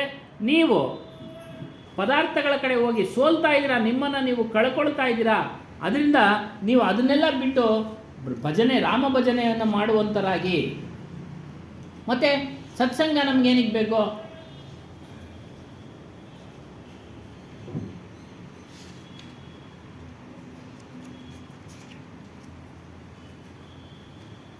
ಭಜನ್ ಅವ್ರ ಕರ್ತವ್ಯ ಕರ್ಮ ಪ್ರಶ್ನೆ ಬರ್ತಿದೆ. ನಾವು ಭಜನೆ ಮಾಡಿಕೊಂಡೇ ಇದ್ದರೆ ನಮ್ಮ ಕೆಲಸಗಳೇನಾದ್ರು ಬಿಡಬೇಕಾಗತ್ತಾ? ಬಿಡೋ ಅವಶ್ಯಕತೆ ಇಲ್ಲ. ಅದರಿಂದ ಹೇಳ್ತಾರೆ, ಕರ್ತವ್ಯನೂ ಮಾಡಿ, ಕರ್ಮಗಳನ್ನು ಮಾಡಿ, ನಿಮ್ಮ ಕೆಲಸಗಳನ್ನು ಮಾಡಿ, ಅದ್ರ ಜೊತೆಯಲ್ಲಿ ಸ್ಮರಣೆ ಮಾಡಿ, ಭಜನೆ ಮಾಡಿ ಅಂತ ಹೇಳ್ತಾರೆ. ನಾವು ಭಜನೆ ಮಾಡಿದರೆ ನಮ್ಮ ಮನಸ್ಸು ಶಾಂತಿ ಕೊಡುತ್ತೆ. ಅದಕ್ಕೆ ಅದನ್ನ ನೀವು ಮಾಡ್ತಾಯಿರಿ. ನೀವು ಏನು ಮಾಡಿದಿರೋ ಅದನ್ನೇ ಪೂಜಿಸ್ತಾ ಇರಿ. ಏನು ಮಾಡ್ತಾ ಇರ್ತೀರಾ? ಸ್ವರೂಪವನ್ನು ಚಿಂತನೆ ಮಾಡ್ತಾ ಇರ್ತೀರ, ಅದನ್ನು ಪೂಜಿಸಿ. ನೀವು ಬೇರೆ ಅದನ್ನು ಪೂಜೆ ಮಾಡಿದ್ರೆ ಮತ್ತೆ ಹುಟ್ಟು ಸಾವುಗಳು. ಇದನ್ನು ತಿಳ್ಕೊಳ್ಳಿ. ಭಜನ್ ಕಬ್ಸೆ ಕಬ್ ತಕ್, ಎಲ್ಲಿವರೆಗೂ ಭಜನೆ ಮಾಡಬೇಕು ನಾವು? ನೋಡಿ, ಭಜನ್ ಸಾಧನಾ ಪಥ ಮೇ ಚಲ್ತೆ ದೇಖ್ಕರ್ ಅಧಿಕತಮ್ ಲೋಗ ಹೀ ಕರ್ತೆ. ಸ್ವಲ್ಪ ದಿನ ಮಾಡಿಬಿಡ್ತಾರೆ, ಬಿಟ್ಟರೆ ನಿಲ್ಲಿಸೋದಿಲ್ಲ. ಅವ್ರು ಹೇಳ್ದಂಗೆ ಉಸಿರಿರೋವರೆಗೂ ಮಾಡಬೇಕು, ಉಸಿರು ಇರೋವರೆಗೂ ಭಜನೆ ಮಾಡಬೇಕು. ಅಂದರೆ ಸ್ಮರಣೆ ಮಾಡೋದು, ನಮ್ಮ ಸ್ವರೂಪದ ಸ್ಮರಣೆ, ಗುರು ಸ್ಮರಣೆ, ಇವುಗಳನ್ನು ಮಾಡುವಂಥರಾಗಬೇಕು. ಅದರಿಂದ ಭಜನೆ ಮಾಡಿ. ಭಜನ್ ಕಬ್ ತಕ್ ಕರ್ನಾ ಚಾಯಿ ಅಂದರೆ ಪ್ರಶ್ನೆ ಅಸ್ವಾಭಾವಿಕ್. ಇದು ಕೇಳಲೇಬಾರ್ದು ಎಲ್ಲಿವರೆಗೂ ಮಾಡಬೇಕು ಅನ್ನೋದನ್ನು. ಮಾಡ್ತಾನೇ ಇರಬೇಕು ಯಾವಾಗಲೂ, ಸದಾ ಮನಸ್ಸಿನಲ್ಲಿ ಮಾಡ್ತಾಯಿರಿ, ಕೆಲಸ ಮಾಡ್ತಾಯಿರಿ. ಕೆಲವು ಟೈಮ್ನಲ್ಲಿ ಕೆಲಸ ಮಾಡಬೇಕಾದ್ರೆ ನಮಗೆ ಆಗೋದಿಲ್ಲ ಭಜನೆ ಮಾಡೋದಕ್ಕೆ. ಆ ಟೈಮು ಕೆಲಸಕ್ಕೆ ಸೀಮಿತವಾಗಿಡಬೇಕು. ನಾವು ಏಕಾಗ್ರತೆಯಿಂದ ಕೆಲಸ ಮಾಡಿದ್ರೆ ಕೆಲಸ ಆಗೋದು. ಅದರಿಂದ ನೀವು ಅದನ್ನು ಬಿಟ್ಟು ಬಂದ ಕೂಡಲೇ ಮನಸ್ಸನ್ನು ಖಾಲಿ ಬಿಡಬೇಡಿ, ಭಜನೆ ಮಾಡಿ. ಮನಸ್ಸು ಸಾಯುವವರೆಗೂ ಅದನ್ನು ನಂಬಬೇಡಿ. ನಂಬಬೇಡಿ. ದೇಹದಲ್ಲಿ ಉಸಿರು ಇರುವವರೆಗೂ ಸಂತನಿಗೆ ಭಯ ಇರಬೇಕು. ನೋಡಿ, ನಾವೆಲ್ಲರೂ ಸಂತರು, ಭಯ ಇರಬೇಕು ನಮಗೆ. ಯಾವುದು? ನಾವೆಲ್ಲಿ ಮತ್ತೆ ನರಕಕ್ಕೆ ಹೋಗ್ಬಿಡ್ತೀವೋ, ಎಲ್ಲಿ ಹುಟ್ಟು ಸಾವಳಿಗೆ ಹೋಗ್ಬಿಡ್ತೀವೋ ಅಂತ ಭಯ ಇರಬೇಕು. ಆ ಭಯವನ್ನು ಇಟ್ಕೊಂಡು ನಾವು ಗುರುಸ್ಮರಣೆ, ಗುರು ಚಿಂತನೆ ಮಾಡುವಂಥರಾಗ್ತಾ ಇರಬೇಕು. ಮತ್ತು ಏನಾದರೂ ಸ್ಥಳ ಬೇಕಾ ಭಜನೆ ಮಾಡೋದಕ್ಕೆ? ಭಜನ್ ಕೆ ಲಿಯೆ ಉಪಯುಕ್ತ ಸಮಯ ಅವರ ಸ್ಥಳ ಏನು ಹೇಳಿಲ್ಲ. ಭಜನ್ ತೋ ಸಬ್ ಸಮಯ, ಎಲ್ಲ ಸಮಯದಲ್ಲೂ ಮಾಡ್ಬೋದು. ಸಬ್ ಜಾಗ, ಎಲ್ಲ ಜಾಗದಲ್ಲೂ. ಆಗಲೇ ಹೇಳ್ದಂಗೆ ಹಾಸಿಗೆ ಮೇಲೆ ಕುಳ್ತೀರಿ, ಟಾಯ್ಲೆಟ್ನಲ್ಲಿರಿ, ಅಡುಗೆ ಮಾಡ್ತಾಯಿರಿ, ಕೆಲಸ ಮಾಡ್ತಾಯಿರಿ. ಅದಕ್ಕೊಂದು ಗಾದೆ ಮಾತು ಥರ ಹೇಳಿದ್ದಾರೆ, ತನಸೆ ಕಾಮ್ ಮನಸ್ಸೆ ರಾಮ್. ತನಸೆ ಕಾಮ್ ದೇಹದಿಂದ ಕೆಲಸ, ಮನಸ್ಸಿನಿಂದ ರಾಮನ ಚಿಂತನೆ. ಕಹೇ ಕಬೀರ್ ಸರೈ ದೋವು ಕಾಮ್ ಲೇಕಿನ್ ಐಸಾ ಹೋನಾ ತಬ್ ಅಸಂಭವ. ಎರಡೂ ಮಾಡೋದಕ್ಕೆ ಸಾಧ್ಯ ಇಲ್ಲ. ಆದರೆ ನಾವು ಅಭ್ಯಾಸ ಮಾಡಿದ ಮೇಲೆ ಎರಡನ್ನೂ ಮಾಡ್ಬೋದು. ಈಗ ನೀವು ಅಡುಗೆ ಮಾಡ್ತಾ ಇರ್ತೀರಾ, ಎಲ್ಲರ ಕಡೆ ಮಾತಾಡ್ಕೊಂಡೇ ಮಾಡ್ತಾ ಇರ್ತೀರಾ. ಈಗಂತೂ ಟಿ ವಿ ನೋಡ್ಕೊಂಡೇ ಮಾಡ್ತಾ ಇರ್ತಾರೆ ಅಲ್ವರಾ? ಹಾಗಾಗಿ ಅದನ್ನು ನಾವು ತಿಳಿದು ಮಾಡ್ಕೊಳ್ಬೋದು. ಒಟ್ಟಾರೆ ನಮ್ಮ ಮನಸ್ಸು ಭಜನೆ, ಸ್ಮರಣೆ ಈ ಕಡೆ ಇರಬೇಕು. समय में विशेष स्थान पर विशेष ढंग से भजन का अभ्यास करते हैं. कोई फसल प्राप्त करने के लिए उपयुक्त भूमि का समय होना आवश्यक है. ಸಮಯನೂ ಬೇಕು, ಸಮಯ ಕೊಡಿ. ಯಾಕಂದರೆ ಕೆಲವರಿಗೆ ಆಗೋದಿಲ್ಲ, ಪ್ರಪ್ರಥಮದಲ್ಲಿ ಅಭ್ಯಾಸ ಮಾಡ್ತಾ ಇರೋರಿಗೆ ಆಗೋದಿಲ್ಲ. ಹಾಗಾಗಿ ಅವ್ರಿಗೆ ಸಮಯ ಕೊಡಬೇಕು. ಬೆಳಿಗ್ಗೆನೋ ರಾತ್ರಿನೋ ಮಲಗೋವಾಗೋ ಅವ್ರಿಗೆ ಯಾವಾಗ ಬಿಡುವು ಇರುತ್ತೋ ಆ ಸಮಯವನ್ನು ಕೊಟ್ಟು ಭಜನೆ ಮಾಡಬೇಕು. ಅಭ್ಯಾಸ ಮಾಡ್ತಾ ಅವರು ಸಹ ಕೆಲಸ ಮಾಡ್ತಾನೆ ಭಜನೆ ಮಾಡ್ಬೋದು, ಸ್ಮರಣೆ ಮಾಡ್ಬೋದು. ಅದರಿಂದ ಭಜನೆ ಮಾಡಿವಿ. ಎಲ್ಲಿ ನಿಮಗೆ ಸ್ಥಳ ಸಿಗುತ್ತೋ, ಎಲ್ಲಿ ನಿಮಗೆ ಅವಕಾಶ ಸಿಗುತ್ತೋ, ಎಲ್ಲಿ ಸಮಯ ಸಿಗುತ್ತೋ ಅಲ್ಲಿ ಮಾಡಿ. ಭಜನೆ ಮಾಡುವುದರಿಂದ ಲಾಭ ಏನು? ಭಜನೆ ಮಾಡೋದ್ರಿಂದ ನಮ್ಮ ಮನಸ್ಸು ಶಾಂತವಾಗುತ್ತೆ. ಸ್ಮರಣೆ ಮಾಡೋದ್ರಿಂದ ನಮ್ಮ ಮನಸ್ಸು ಶಾಂತವಾಗುತ್ತೆ. ಏನೇ ಕಷ್ಟಗಳು ಬಂದರೂ ಅವುಗಳನ್ನೆಲ್ಲ ಒಂದು ಫೇಸ್ ಮಾಡೋ ಒಂದು ಶಕ್ತಿ, ಸಾಮರ್ಥ್ಯ, ತಾಳ್ಮೆ ಇವೆಲ್ಲವೂ ಬಂದ್ಬಿಡುತ್ತೆ. ಮತ್ತು ವಿಚಾರಗಳನ್ನು ಕೇಳಿರ್ತೀವಿ, ಇದೆಲ್ಲ ಹೊರಟೋಗುತ್ತೆ ಅಂತ ಅದಕ್ಕೆ ಚಿಂತನೆ ಕೊಡ್ತೀವಿ. ಇದು ಇವತ್ತು ಬಂದಿದೆ, ನಾಳೆ ಹೊರಟೋಗುತ್ತೆ, ಬದಲಾವಣೆ ಅವಶ್ಯಕವಾಗಿ ಆಗುತ್ತೆ ಅನ್ನೋದು ನಮಗೆ ಗೊತ್ತಾಗುತ್ತೆ. ಮತ್ತು ಅಜ್ಞಾನ ದೂರ ಆಗುತ್ತೆ. ನಮ್ಮ ಜೀವನದ ಕತ್ತಲೆಯ ಸಮಯ ದೂರವಾಗುತ್ತೆ. ಇದರಿಂದ ಭಜನೆ ಮಾಡಲೇಬೇಕು ಅಂತೇಳಿ ಹೇಳ್ತಾರೆ. ಭಜನೆ ಸ್ಮರಣೆ ಅವಶ್ಯಕವಾಗಿ ಮಾಡಲೇಬೇಕು ಅಂತ ಹೇಳ್ತಾ ಇದ್ದಾರೆ. ಮತ್ತು ಕ್ಯಾ ಭಜನ್ ಖುದ್ ಕರ್ನಾ ಪಡೇಗಾ? ಖುದ್ದಾಗಿ ಮಾಡಬೇಕಾ? ಹೌದು, ಖುದ್ದಾಗಿ ಮಾಡಿ, ಸಾಮೂಹಿಕವಾಗಿ ಮಾಡಿ. ಮೊದಲು ಸಾಮೂಹಿಕವಾಗಿ ನಾವು ಮಾಡಲೇಬೇಕು. ಎಲ್ಲ ಗೊತ್ತಾಗೋವರೆಗೂ, ಸತ್ಸಂಗ ಮಾಡೋವರೆಗೂ, ಸತ್ಸಂಗ ಕೇಳೋವರೆಗೂ ಎಲ್ಲವೂ ಸಹ ಸಾಮೂಹಿಕವಾಗಿ ಮಾಡಲೇಬೇಕು. ಆಮೇಲೆ ಖುದ್ದಾಗಿ ಮನೆಯಲ್ಲಿ ಮಾಡಬೇಕು. आदमी ईमानदारी पूर्वक अपने कर्तव्य का पालन करते हैं तो उसका जीवन गुजर हो जाता है. ನೋಡಿ, ಮನುಷ್ಯ ಇಮಾನ್ದಾರಿಯಿಂದ, ಪ್ರಾಮಾಣಿಕತೆಯಿಂದ ಕೆಲಸ ಮಾಡ್ತಾ ಇದ್ರೆ ಜೀವನ ಕಳೆದು ಹೋಗುತ್ತೆ. ಅವನಿಗೆ ಏನು ಅಪವಾದ ಬರೋದಿಲ್ಲ. ಕೆಲವರು ಧನ ಸಂಪಾದನೆ ಮಾಡೋದ್ರ ಕಡೆ ಪ್ರಾಮಾಣಿಕತೆ ಇರ್ತಾರೆ, ಪರಿವಾರದ ಕಡೆ ಪ್ರಾಮಾಣಿಕತೆ ಇರ್ತಾರೆ. ಆದರೆ ಅವೆಲ್ಲ ದೇಹ ಇರೋವರೆಗೂ ಮಾತ್ರ. ಹಣದಿಂದ ಶಾಂತಿ ಸಿಗೋದಿಲ್ಲ, ಪರಿವಾರದಿಂದ ಶಾಂತಿ ಸಿಗೋದಿಲ್ಲ, ಹೊರಗಡೆ ಶಾಂತಿ ಇಲ್ಲವೇ ಇಲ್ಲ. ಒಟ್ಟಾರೆ ಹೊರಗಡೆ ಶಾಂತಿ ಇಲ್ಲವೇ ಇಲ್ಲ. ಎಲ್ಲ ಮತ್ತೆ ಹೋಗ್ತಾ ಇರ್ತಾರೆ. ಅದೆಲ್ಲ ಶಾಂತಿ ಸಿಗೋದಿಕ್ಕಲ್ಲ, ಅವರು ಮೋಜು ಮಸ್ತಿ ಮಾಡೋದಕ್ಕೆ. ಮನಸ್ಸು ಚೇಂಜ್ ಇರಲಿ ಅಂತೇಳಿ ಹೋಗ್ತಾರೆ, ಮೋಜು ಮಸ್ತಿ ಮಾಡ್ತಾರೆ. ತಿರ್ಗಿ ಮನೆಗೆ ಬಂದಮೇಲೆ ಅದೇ ರಾಗ ಅದೇ ಹಾಡು. ನೋಡಬಾರ್ದು ಅಂತೇನಿಲ್ಲ, ಅನುಕೂಲ ಇದ್ದರೆ ಹೋಗ್ಬೋದು, ಏನು ತೊಂದರೆ ಏನಿಲ್ಲ, ಹೋಗಿ ಬರ್ಬೋದು. ಆದರೆ ಶಾಶ್ವತವಾದ ಶಾಂತಿ ಅದರಿಂದ ಸಿಗೋದಿಲ್ಲ. ಈ ಕುಂಭಮೇಳ ನಡೀತಾ ಇದೆ, ಅನುಕೂಲ ಇರೋರು ಹೋಗ್ತಾ ಇದ್ದಾರೆ. ವಿಪರೀತ ಚಳಿ, ಹೋಗಿರೋರೆಲ್ಲ ಹೇಳ್ತಾರೆ, ಚಳಿ ನಿಮ್ಮ ಕೈನಲ್ಲಿ ಆಗೋದಿಲ್ಲ, ಬರಬೇಡಿ ಅಂತಾರೆ. ವಯಸ್ಸಾದವರು ಬರಬೇಡಿ ಅಂತಾರೆ. ಅಲ್ಲಿನವ್ರಿಗೆ ಅಡ್ಜಸ್ಟ್ ಆಗಿರುತ್ತೆ, ಇಲ್ಲಿನವ್ರಿಗೆ ಆಗೋದಿಲ್ಲ. ಹಾಗಾಗಿ ಅನುಕೂಲ ಇದ್ದರೆ ಹೋಗಿ ಸಾಧು ಸಂತರ ದರ್ಶನ ಮಾಡಿ, ಅವ್ರ ಜೊತೆ ಮಾತನಾಡಿ. ಅಲ್ಲಿ 2 ಇದೆ. ಇವರು ಯಾರ್ದು ಪ್ರಯಾಗ್ರಾಜ್ನವರು ಸಹ ಒಂದು ಟೆಂಟ್ ಹಾಕಿದ್ದಾರೆ, ಕರ್ಷಿಯಾದವರು ಒಂದು ಟೆಂಟ್ ಹಾಕಿದ್ದಾರೆ. ನಮ್ಮ ಸ್ನೇಹಿತರಿಗೆಲ್ಲ, ಆನೇಕಲ್ನವ್ರಿಗೆಲ್ಲ ನಂಬರ್ ಕೊಟ್ವಿ. ಒಳ್ಳೆ ಅನುಕೂಲ, ಊಟ ತಿಂಡಿ ಸಿಗುತ್ತೆ. ಧಾಮ ಕೇಳೋರು ಹಾಕಿದ್ದಾರೆ, ಕವಿ ಪಂತ್ನವರೆಲ್ಲ ಹಾಕಿದ್ದಾರೆ. ಹಾಗಾಗಿ ಹೋಗಿ ಉಳ್ಕೊಳ್ಬೋದು. ಉಳ್ಕೊಂಡು ಊಟ ಉಪಚಾರ ಸಿಗುತ್ತೆ, ಉಳ್ಕೊಳ್ಳೋಕೆ ಅವಕಾಶ ಇದೆ. ನೋಡಿ, ಅವಕಾಶ ಇರೋರು, ಅನುಕೂಲತೆ ಇರೋರು, ದುಡ್ಡು ಕಾಸು ಅನುಕೂಲತೆ ಇರೋರು ಹೋಗ್ಬೋದು. ಸುಶೀಲಮ್ಮ ಮನಸ್ಸು ಮಾಡಿದ್ರೆ ಹೋಗ್ಬಿಡ್ಬೋದು ಕುಂಭಮೇಳಕ್ಕೆ, ಅಲ್ಲೇನಮ್ಮ? ಹಾಗಾಗಿ ಹೋಗಿ ಖುದ್ದು ಭಜನೆ ಮಾಡಿ, ಸಾಮೂಹಿಕ ಭಜನೆ ಮಾಡಿ.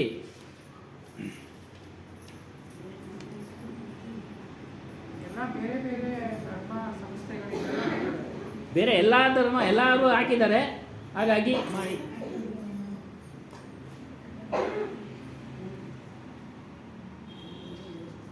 ದುನಿಯಾ ಏನಿ ಅಮ್ಮ ಹೇಳಿಲ್ಲ, ಚಳಿ ತಡೆಯೋಕ್ಕಾಗಲ್ಲ, ನೀವು ಬರಬೇಡಿ ಅಂತ ಹೇಳ್ಬಿಟ್ಟವ್ರೆ ಅಂತ.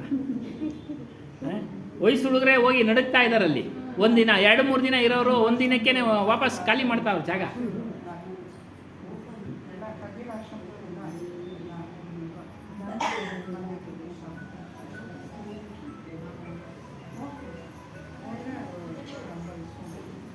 ಮತ್ತೆ ಮುಂದುವರೆದು ಹೇಳ್ತಾ ಇದ್ದಾರೆ, ದುನಿಯಾ ಸೇತಿ ದೋಸ್ತಿ ಕರತ್ ಭಜನ್ ಮೇ ಭಂಗ್ ಏಕಾಏಕಿ ರಾಮಸೋ ಕಿ ಸಂತನ್ ಕೆ ಸಂಗ್. ಯಾವಾಗ ಮನುಷ್ಯ ಪ್ರಪಂಚದ ದೋಸ್ತಿ ಮಾಡ್ತಾನೋ, ಅರ್ಥಾತ್ ಮೋಹ ಮಾಡ್ತಾನೋ ಪ್ರಪಂಚವನ್ನು. ಪ್ರಪಂಚ ಅಂದರೆ ಆಸ್ತಿ, ಒಡವೆ, ವಸ್ತ್ರ, ಪರಿವಾರ, ಹೆಂಡತಿ, ಗಂಡ, ಮಕ್ಕಳು, ಇವೇ ಪ್ರಪಂಚ. ಇದನ್ನು ಬಿಟ್ಟು ಬೇರೆ ಪ್ರಪಂಚ ಇದೆಯಾ? ಇಲ್ಲ. ಇರೋಕ್ಕೊಂದು ಮನೆ ಪ್ರಪಂಚ, ಬೆಂಗಳೂರಿನಲ್ಲಿದ್ದೀವಿ, ಒಂದು ಮನೆ ಪ್ರಪಂಚ, ಹೆಂಡತಿ ಇದ್ದಾರೆ ಪ್ರಪಂಚ, ಗಂಡ ಇದ್ದಾರೆ ಪ್ರಪಂಚ, ಮಕ್ಕಳಿದ್ದಾರೆ ಪ್ರಪಂಚ. ಇದ್ರ ಮೇಲೆ ಅತಿ ಹೆಚ್ಚು ಮೋಹ ಇಡಬೇಡಿ. ಅತಿ ಹೆಚ್ಚು ಮೋಹ ಇಡಬೇಡಿ. ಪ್ರೀತಿಯಿಂದ ಸಲಹಿ, ಪ್ರೇಮದಿಂದ ಸಲಹಿ, ಅವ್ರಿಗೆ ಏನೇನು ಕೊಡಬೇಕೋ ಕೊಡಿ. ಶಿಕ್ಷಣ ಕೊಡಿಸ್ಬೇಕು, ಮಕ್ಕಳಿಗೆ ವೃತ್ತಿ ಕೊಡಿಸ್ಬೇಕು, ಮದುವೆ ಮಾಡಬೇಕು, ಮತ್ತೊಂದು ಇದೆ. ಜೀವನ ಅವಶ್ಯಕ ವಸ್ತುಗಳು ಏನೇನಿದೆ ಎಲ್ಲವನ್ನ ಕೊಡಿಸಿ. ಆದರೆ ಅತಿಯಾದ ಮೋಹ ಬೇಡ. ಅತಿಯಾದ ಮೋಹ ಇಟ್ಟರೆ ನಿಮ್ಮ ಭಜನೆ ಮಾಡೋದಕ್ಕೆ ಭಂಗ ತರುತ್ತೆ. ಮೊನ್ನೆ ಒಂದು ಕತೆ ಹೇಳಿದ್ರು ಸುನೀತಾ ಸಾಹೇಬ್ಜಿಯವರು. ಯಾವುದು? ನಾರದನ ಕತೆ. ಒಬ್ಬ ದಂಪತಿಗಳನ್ನು ಭೇಟಿ ಮಾಡೋ ವಿಚಾರ ಹೇಗೆ ಅಂತ ಅಂದರೆ, ಈ ಸ್ವರ್ಗದಕ್ಕೆ ವೈಕುಂಠಕ್ಕೆ ಬರೋರು, ಇದು ಕಲ್ಪನೆಗಳು, ಕತೆಗಳು ಸ್ವಲ್ಪ ಗೊತ್ತಾಗಲಿ ಅಂತ. ವೈಕುಂಠಕ್ಕೆ ತುಂಬ ಜನ ಯಾರೋ ಒಬ್ಬೊಬ್ಬರು ಬರ್ತಾ ಇದ್ರಂತೆ. ಈ ನರಕಕ್ಕೆ ರಶ್ಶು, ಹೌಸ್ಫುಲ್. ಅದನ್ನು ನೋಡ್ಬಿಟ್ಟು ನಾರದ ವಿಷ್ಣು ಹತ್ರ ಹೋಗ್ತಾನಂತೆ, ಕೇಳ್ತಾನಂತೆ, ಏನಪ್ಪ ವಿಷ್ಣು, ನಿಮ್ಮ ಈ ಲೋಕಕ್ಕೆ ವೈಕುಂಠಕ್ಕೆ ಬರೋಕ್ಕೆ ಯಾರೋ ಒಬ್ಬೊಬ್ಬರು ಬರ್ತಾ ಇದ್ದಾರೆ, ಅಲ್ಲಿ ತುಂಬಿ ತುಳುಕಾಡ್ತಾ ಇದೆ, ರಶ್ಶು, ಹೌಸ್ಫುಲ್ಲು ಅಂತ. ಆಗ ಅವನು ಹೇಳ್ತಾನೆ, ನಿನಗೆ ಉದಾಹರಣೆ ಮೂಲಕ ತಿಳಿಸ್ಕೊಡ್ತೀನಪ್ಪ ಈ ವಿಚಾರನ. ಭೂಲೋಕದಲ್ಲಿ ಇಂಥ ಕಡೆ ಹೋಗು, ದಂಪತಿಗಳು ಇದ್ದಾರೆ, ಅವ್ರನ್ನ ಹೋಗಿ ಭೇಟಿ ಮಾಡಿಬಿಟ್ಟು ವೈಕುಂಠಕ್ಕೆ ನೇರವಾಗಿ ಕರ್ಕೊಂಡು ಹೋಗ್ತೀನಿ, ಬನ್ನಿ ಅಂತ ಕರಿ. ಆಯಿತು ವಿಷ್ಣು, ಆಯಿತು ಅಂತೇಳಿ ಹೋಗ್ತಾನೆ. ದಂಪತಿಗಳನ್ನ ಭೇಟಿ ಮಾಡ್ತಾನೆ. ವಿಷ್ಣು ಹೇಳಿದ್ದಾನೆ, ನಿಮ್ಮಿಬ್ಬರನ್ನ ನೇರವಾಗಿ ವೈಕುಂಠಕ್ಕೆ ಕರೀತಾ ಇದ್ದಾನೆ, ನಾನು ಕರ್ಕೊಂಡು ಹೋಗ್ತೀನಿ ಬನ್ನಿ ಅಂತ. ಅವ್ರು ಹೇಳ್ತಾರೆ, ಮಕ್ಕಳಾಗಿದ್ದಾವಪ್ಪ ನಮಗೆ, ಅವ್ರು ಮದುವೆ ಮಾಡಬೇಕು, ಅವ್ರನ್ನ ಓದಿಸ್ಬೇಕು, ಅವ್ರಿಗೆ ಶಿಕ್ಷಣ ಕೊಡಿಸ್ಬೇಕು, ಇತ್ಯಾದಿ ಎಲ್ಲ ಮಾಡಬೇಕು, ಆಮೇಲೆ ನೋಡೋಣ, ನೀನು ಆಮೇಲೆ ಬಾ ಅಂತ ಹೇಳ್ತಾರೆ. ಎಲ್ಲ ಮಕ್ಕಳಾಯಿತು, ಅವರು ಮಕ್ಕಳುಗಳು ಆಗ್ಬಿಟ್ಟು ಎಲ್ಲ ಬಂದರು ದಂಪತಿಗಳು. ನಾರದ ಮತ್ತೆ ಬರ್ತಾನೆ ದಂಪತಿಗಳ ಹತ್ರ, ಈಗಲಾದರೂ ಬನ್ನಿ ಹೇಳಿದ್ರಲ್ಲ ಅಂತಂದರೆ, ಏನಯ್ಯ ನಿನಗೆ ಕೆಲಸ ಇಲ್ವಾ, ನಿನಗೆ ಮೊಮ್ಮಕ್ಕಳಾಗಿದ್ದಾರೆ, ಅವನ್ನೆಲ್ಲ ನೋಡಿಕೊಂಡು ಅವ್ರಿಗೆ ಮದುವೆ ಮಾಡೋದು ಬೇಡವಾ, ಅವ್ರ ಲಾಲ್ಲೆ ಪಾಲನೆ ಎಲ್ಲ ನೋಡೋದು ಬೇಡವಾ, ನೀನೆಲ್ಲ ಆಮೇಲೆ ಬಾ, ಇವ್ರದ್ದು ಮದುವೆ ಆದಮೇಲೆ. ವಾಪಸ್ ಹೊರಟೋದ. ತಿರ್ಗಾ ವಾಪಸ್ ಬರ್ತಾನೆ, ಇವರು ಸತ್ತೋಗ್ಬಿಟ್ಟು ನಾಯಿಗಳಾಗಿ ಆ ಮನೆ ಕಾಯ್ತಾ ಇರ್ತಾರೆ. ಇವನು ಗೊತ್ತಾಗುತ್ತೆ, ಅವನು ಜ್ಞಾನಿಗಳಿಗೆ ಗೊತ್ತಾಗುತ್ತೆ. ಅದು ಎಲ್ಲರೂ ಸಾಧನೆ ಮಾಡಿದ್ರೆ ನೀವು ಕೂಡ ಗೊತ್ತಾಗ್ಬಿಡುತ್ತೆ ಮುಂದೆ ಆಗೋದು ವಿಚಾರಗಳು. ಅದಕ್ಕೆ ಭವಿಷ್ಯಗಳು ಬರೆದಿರೋದು. ಕೈವಾರ ತಾತಯ್ಯನವರು ಮತ್ತು ವೀರಬ್ರಹ್ಮೇಂದ್ರ ಸ್ವಾಮಿಗಳು ಅವರೆಲ್ಲ ಭವಿಷ್ಯ ಬರೀತಾರೆ. ಗೊತ್ತಾಗುತ್ತೆ, ಮನುಷ್ಯನ ಭವಿಷ್ಯ ಜ್ಞಾನಿಗಳಿಗೆ ಗೊತ್ತಾಗ್ಬಿಡುತ್ತೆ. ಹಾಗಾಗಿ ಅದು ಸಾಧನೆ ಮಾಡಿದ್ರೆ ಎಲ್ಲರಿಗೂ ಗೊತ್ತಾಗುತ್ತೆ. ನಮ್ಮ ಅಪ್ಪ ಅವ್ರಿಗೂ ಗೊತ್ತಾಗೋದು, ಸ್ವಾಮಿಗಳು ಒಂದೊಂದು ಮಾತು ಹೇಳೋರು. ಹನುಮಾನ್ ಸಾಹೇಬರು ಹೇಳೋರು. ನಾಯಿಗಳಾಗಿ ಕಾವಲು ಕಾಯ್ತಾ ಇರ್ತಾರೆ. ಅವಾಗ ಕೇಳ್ತಾನಂತೆ, ಈಗಲಾದರೂ ಬಂದ್ರಪ್ಪ ಅಂದರೆ, ಅಷ್ಟೊಂದು ಆಸ್ತಿ ನಮ್ಮ ಮಗ ಸಂಪಾದನೆ ಮಾಡೋನೇ, ಎಲ್ಲಿ ಬಿಟ್ಟು ಬರಲಿ, ಕಾವಲು ಕಾಯಲದು ಬೇಡ, ಎಷ್ಟೊಂದು ಚಿನ್ನ ಬೆಳ್ಳಿ ಆಭರಣ ಎಲ್ಲ ನೋಡಿ, ನಡಿ ನಿನಗೆ ಮಾಡೋಕ್ಕೆ ಕೆಲಸ ಇಲ್ಲ, ಬಂದು ನಮ್ಮನ್ನು ಕರಿತಾ ಇರ್ತೀಯ ಅಂತ ಅವನ್ನ ದೂಷಣೆ ಮಾಡ್ತಾನೆ. ಆಗ ಹೋಗಿ ವಿಷ್ಣುಗೆ ಹೇಳಿದಾಗ, ನೋಡ್ದಪ್ಪ ಇದೇ ಕತೆ, ಎಲ್ಲರೂ ಮೋಹದಲ್ಲಿ ಬಿದ್ದಿದ್ದಾರೆ, ಪ್ರಪಂಚಿಕ ವಸ್ತುಗಳ ಮೋಹದಲ್ಲಿ ಬಿದ್ದಿದ್ದಾರೆ. ಅದನ್ನೇ ಇಲ್ಲಿ ಹೇಳ್ತಾ ಇರೋದು. ಏನು? ದುನಿಯಾ ಸೆ ದೋಸ್ತಿ ಅರ್ಥಾತ್ ಮೋಹ ಕರ್ನೆ ಸೆ ಭಜನ್ ಭಂಗ್ ಹೋತಾ ಹೈ. ಯಾವಾಗ ಮನುಷ್ಯ ಪ್ರಪಂಚದಲ್ಲಿ ಮೋಹವನ್ನು ಇಡ್ತಾನೋ ಅವನು ಭಜನೆ ಮಾಡೋದಕ್ಕೆ ಸಾಧ್ಯ ಇಲ್ಲ. ಆ ಮೋಹವನ್ನು ಬಿಟ್ಟು ಸಾಮೂಹಿಕವಾಗಿ ಮಾಡೋದನ್ನು ಕಲಿತು ತದನಂತರ ಏಕಾಂತದಲ್ಲಿ ಮಾಡೋದಕ್ಕೆ ಪ್ರಯತ್ನ ಮಾಡಬೇಕು. ಏಕಾಂತವಾಗಿ ತಾನೊಬ್ಬನೇ ಇರೋವಾಗ ಯಾವಾಗಲೂ ಒಬ್ಬನೇ ಇರ್ತೀವಿ, ಹೆಚ್ಚು ಕಡಿಮೆ ಕೆಲಸ ಮಾಡುವಾಗ ಒಬ್ಬರೇ ಇರ್ತೀವಿ, ಯಾರು ಜೊತೆಗಾರರು ಇರೋದಿಲ್ಲ. ನಮ್ಮ ಕೆಲಸ ಮಾಡ್ತಾ ಇರ್ತೀವಿ. ಸಮಯ ಎಲ್ಲ ಕೆಲಸ ಮುಗಿದ ಮೇಲೆ ಸಮಯ ಸಿಕ್ತೋ ಭಜನೆ ಮಾಡಿ. ಇದರಿಂದ ದುನಿಯಾ ಸೆ ಪ್ರೇಮ್ ಕರ್ನೆ ಸೆ ಭಜನ್ ನಹಿ ಹೋಗ. ನೋಡಿ, ಪ್ರಪಂಚದಲ್ಲಿ ಯಾರು ಪ್ರೇಮ ಇಟ್ಟಿರ್ತಾರೋ ಅವರಿಂದ ಭಜನೆ ಮಾಡೋಕ್ಕಾಗೋದಿಲ್ಲ. ಇಲ್ಲೇ ಪ್ರಶ್ನೆ, ಕ್ಯಾ ದುನಿಯಾ ವಾಲೋಂಕೋ ದುಶ್ಮನಿ ಕರ್ಲೆ? ಪ್ರಶ್ನೆ ಅವರೇ. ಹಾಗಾದ್ರೆ ನಾವು ಎಲ್ಲರನ್ನೂ ದ್ವೇಷ ಮಾಡೋಣ, ಪ್ರಪಂಚದಲ್ಲಿರೋರ್ನೆಲ್ಲ, ಹೆಂಡತಿ ಮಕ್ಕಳನ್ನ ಅವ್ರನ್ನೆಲ್ಲ ಅಂತ. ಅದು ಮಾಡಬೇಡ. ನೀನು ಪ್ರೇಮದಿಂದ ಅವ್ರ ಹತ್ರ ವ್ಯವಹಾರ ಮಾಡು, ಬಿಡೋದು ಬೇಡ. ನಹಿ ಕಿಸಿ ಸೆ ಲಡ್ಕರ್ ವೈರು ಬನಾನೆ ವಾಲಾ ಭಜನ್ ನಹಿ ಕರ್ ಸಕ್ತಾ. ನೋಡಿ, ಅವ್ರ ಹತ್ರ ಜಗಳ ಮಾಡ್ಕೊಂಡಿದ್ರೆ, ದ್ವೇಷ ಮಾಡ್ತಾ ಇದ್ರೆ ಭಜನೆ ಮಾಡೋಕ್ಕೆ ಸಾಧ್ಯ ಆಗೋದಿಲ್ಲ. ಪ್ರೇಮದಿಂದ ವ್ಯವಹಾರ ಮಾಡು. ಭಜನೆ ನೀನು ಮಾಡೋಕ್ಕೆ ಸಾಧ್ಯ ಇಲ್ಲ. ಸಂಸಾರಕ ಅವರು ಕಾಮ್ ತೋ ವೈರ್ ಬನಾಕರ್ ಬಿ ಕಿಯಾ ಜಾ ಸಕ್ತಾ ಹೈ. ಎಲ್ಲನೂ ವೈರ ಮಾಡ್ಕೊಳ್ಳೋಕೆ ಆಗುತ್ತಾ? ಇಲ್ಲ. ಅದನ್ನೆಲ್ಲ ಮಾಡೋಕ್ಕೆ ಹೋಗಬೇಡ. ನಿನ್ನ ಕೆಲಸ ಏನು? ಭಜನೆ ಸ್ಮರಣೆ ಮಾಡೋ ಕೆಲಸ ನೀನು ತಿಳಿಸ್ತಾ ಇದ್ದರೆ ಯಾವ ರೀತಿ ಮಾಡಬೇಕು, ಏನು ಹೇಗೆ ಅಂತ ಹೇಳಿ. ಹಾಗಾಗಿ ಅದನ್ನು ಮಾಡುವಂತ ನಾವು भजन के लिए ना दुनिया से लड़ना है, ना दुनिया से दोस्ती करना है, बल्कि तटस्थ रहना. ಭಜನೆ ಮಾಡೋದಕ್ಕೆ ಪ್ರಪಂಚದವ್ರ ಜೊತೆ ಹೆಂಡತಿ ಮಕ್ಕಳ ಜೊತೆ ಗಲಾಟೆ ಮಾಡ್ಕೊಳ್ಳೋದಲ್ಲ, ಅತಿ ಹೆಚ್ಚು ಮೋಹ ಮಾಡೋದಲ್ಲ. ತಟಸ್ಥನಾಗಿರು. ತಟಸ್ಥ ಅಂತಂದ್ರೆ ಏನು ಮಾಡಬಾರ್ದ, ನೀನು ಕರ್ತವ್ಯಗಳನ್ನು ಮಾಡಿಕೊಂಡು ತಟಸ್ಥನಾಗಿ ನೀನು ಭಜನೆ ಮಾಡು. ಅದನ್ನ ಅವ್ರನ್ನ ದ್ವೇಷನೂ ಮಾಡಬೇಡ, ಅತಿಯಾಗಿ ಮೋಹನೂ ಮಾಡಬೇಡ. ನಾ ಕಾಹೂ ಸೇ ದೋಸ್ತಿ, ನಾ ಕಾಹೂ ಸೇ ಬೈರ್. ನೋಡಿ, ಅತಿ ಹೆಚ್ಚು ಗೆಳೆತನ ಇರಬೇಕು. ಅವನು ಅಡ್ಡದಾರಿ ಹಿಡಿದಿದ್ರೆ ಅವನ ಜೊತೆನೇ ಹೋಗ್ಬೇಕಾ? ಗೆಳೆತನ ಮಾಡೋನು ನನ್ನ ಗೆಳೆಯ ಅಂತೇಳಿ ಇಲ್ಲ. ಗೆಳೆತನ ಎಷ್ಟು ಬೇಕೋ ಅಷ್ಟೇ. ಅವನು ಅಡ್ಡದಾರಿ ಹಿಡಿದ್ರೆ ಬಿಟ್ಬಿಡು ಅವನ್ನ. ವಿಚಾರ ಹೇಳು, ಮಾಡೋದು ತಪ್ಪು ಅಂತ ಕೇಳಲಿಲ್ವ, ಹೋಗಪ್ಪ ಅಂತ ಸುಮ್ಮನಾಗ ಅಷ್ಟೇ. ಅದೇ ಹೇಳಿದ್ರು, ನಾ ಕಾಹೂ ಸೇ ದೋಸ್ತಿ, ನಾ ಕಾಹೂ ಸೇ ಬೈರ್. ಬೈರ್ ಅಂದರೆ ವೈರ್. ಯಾರಲ್ಲೂ ವೈರತ್ವ ಉಂಟು ಮಾಡ್ಕೊಂಬೇಡ, ಅತಿಯಾಗಿ ಯಾರನ್ನು ಗೆಳೆತನ ಮಾಡ್ಕೊಂಬೇಡ. ಒಳ್ಳೆಯವರಾದರೆ ಸಜ್ಜನರಾದರೆ ಗೆಳೆತನ ಇಲ್ಲಿ. ಅಲ್ಲೂ ಯೋಚನೆ ಮಾಡುವಂತನಾಗಬೇಕು. ಸಜ್ಜನನ ದಾರಿ ತಪ್ಪಿಬಿಟ್ರೆ ಅವಾಗ ಅವನನ್ನು ಬಿಡಬೇಕು, ಅವರನ್ನು ಬಿಡಬೇಕು. ಯಾ ದುನಿಯಾ ಸೆ ದೋಸ್ತಿ ಕಾ ಅರ್ಥ ಹೈ ಪ್ರಾಣಿ ಪದಾರ್ಥ और ಪರಿಸ್ಥಿತಿ ಸೆ ರಾಗಾತ್ಮಕ ವ್ಯವಹಾರ. ದೋಸ್ತಿ ಅಂದ್ರೇನು? ಅತಿಯಾದ ರಾಗದಿಂದ ವ್ಯವಹಾರ ಮಾಡೋದನ್ನೆಲ್ಲ ಬಿಡು, ಮೋಹ ಬಿಡು. ಮೋಹ ಉಳ್ಳ ಮನುಷ್ಯ ಯಾವತ್ತಿಗೂ ಭಜನೆ ಮಾಡಲಾರ. ಮತ್ತು ಭಜನೆ ಮಾಡೋದಕ್ಕೆ ಒಳ್ಳೆ ಕಂಠ ಬೇಕಾ? ರಾಗವಾಗಿ ಹೇಳಬೇಕು ಅನ್ನೋದೈತಾ? ಇಲ್ಲ. ರಾಗದ ಅವಶ್ಯಕತೆಯೂ ಇಲ್ಲ, ಒಳ್ಳೆ ಕಂಠನ ಅವಶ್ಯಕತೆ ಇಲ್ಲ. ಭಜನೆ ಎಲ್ಲಿಂದ ಮಾಡಬೇಕು? ಸ್ಮರಣೆ ಎಲ್ಲಿಂದ ಮಾಡಬೇಕು? ಮನಸ್ಸಿನಿಂದ ಮಾಡಿ. ಸಾಮೂಹಿಕವಾಗಿ ಸೇರಿದಾಗ ಕಂಠದಿಂದ ಮಾಡಿ, ಅದರಿಂದ ಭಜನೆ ಮಾಡಿ.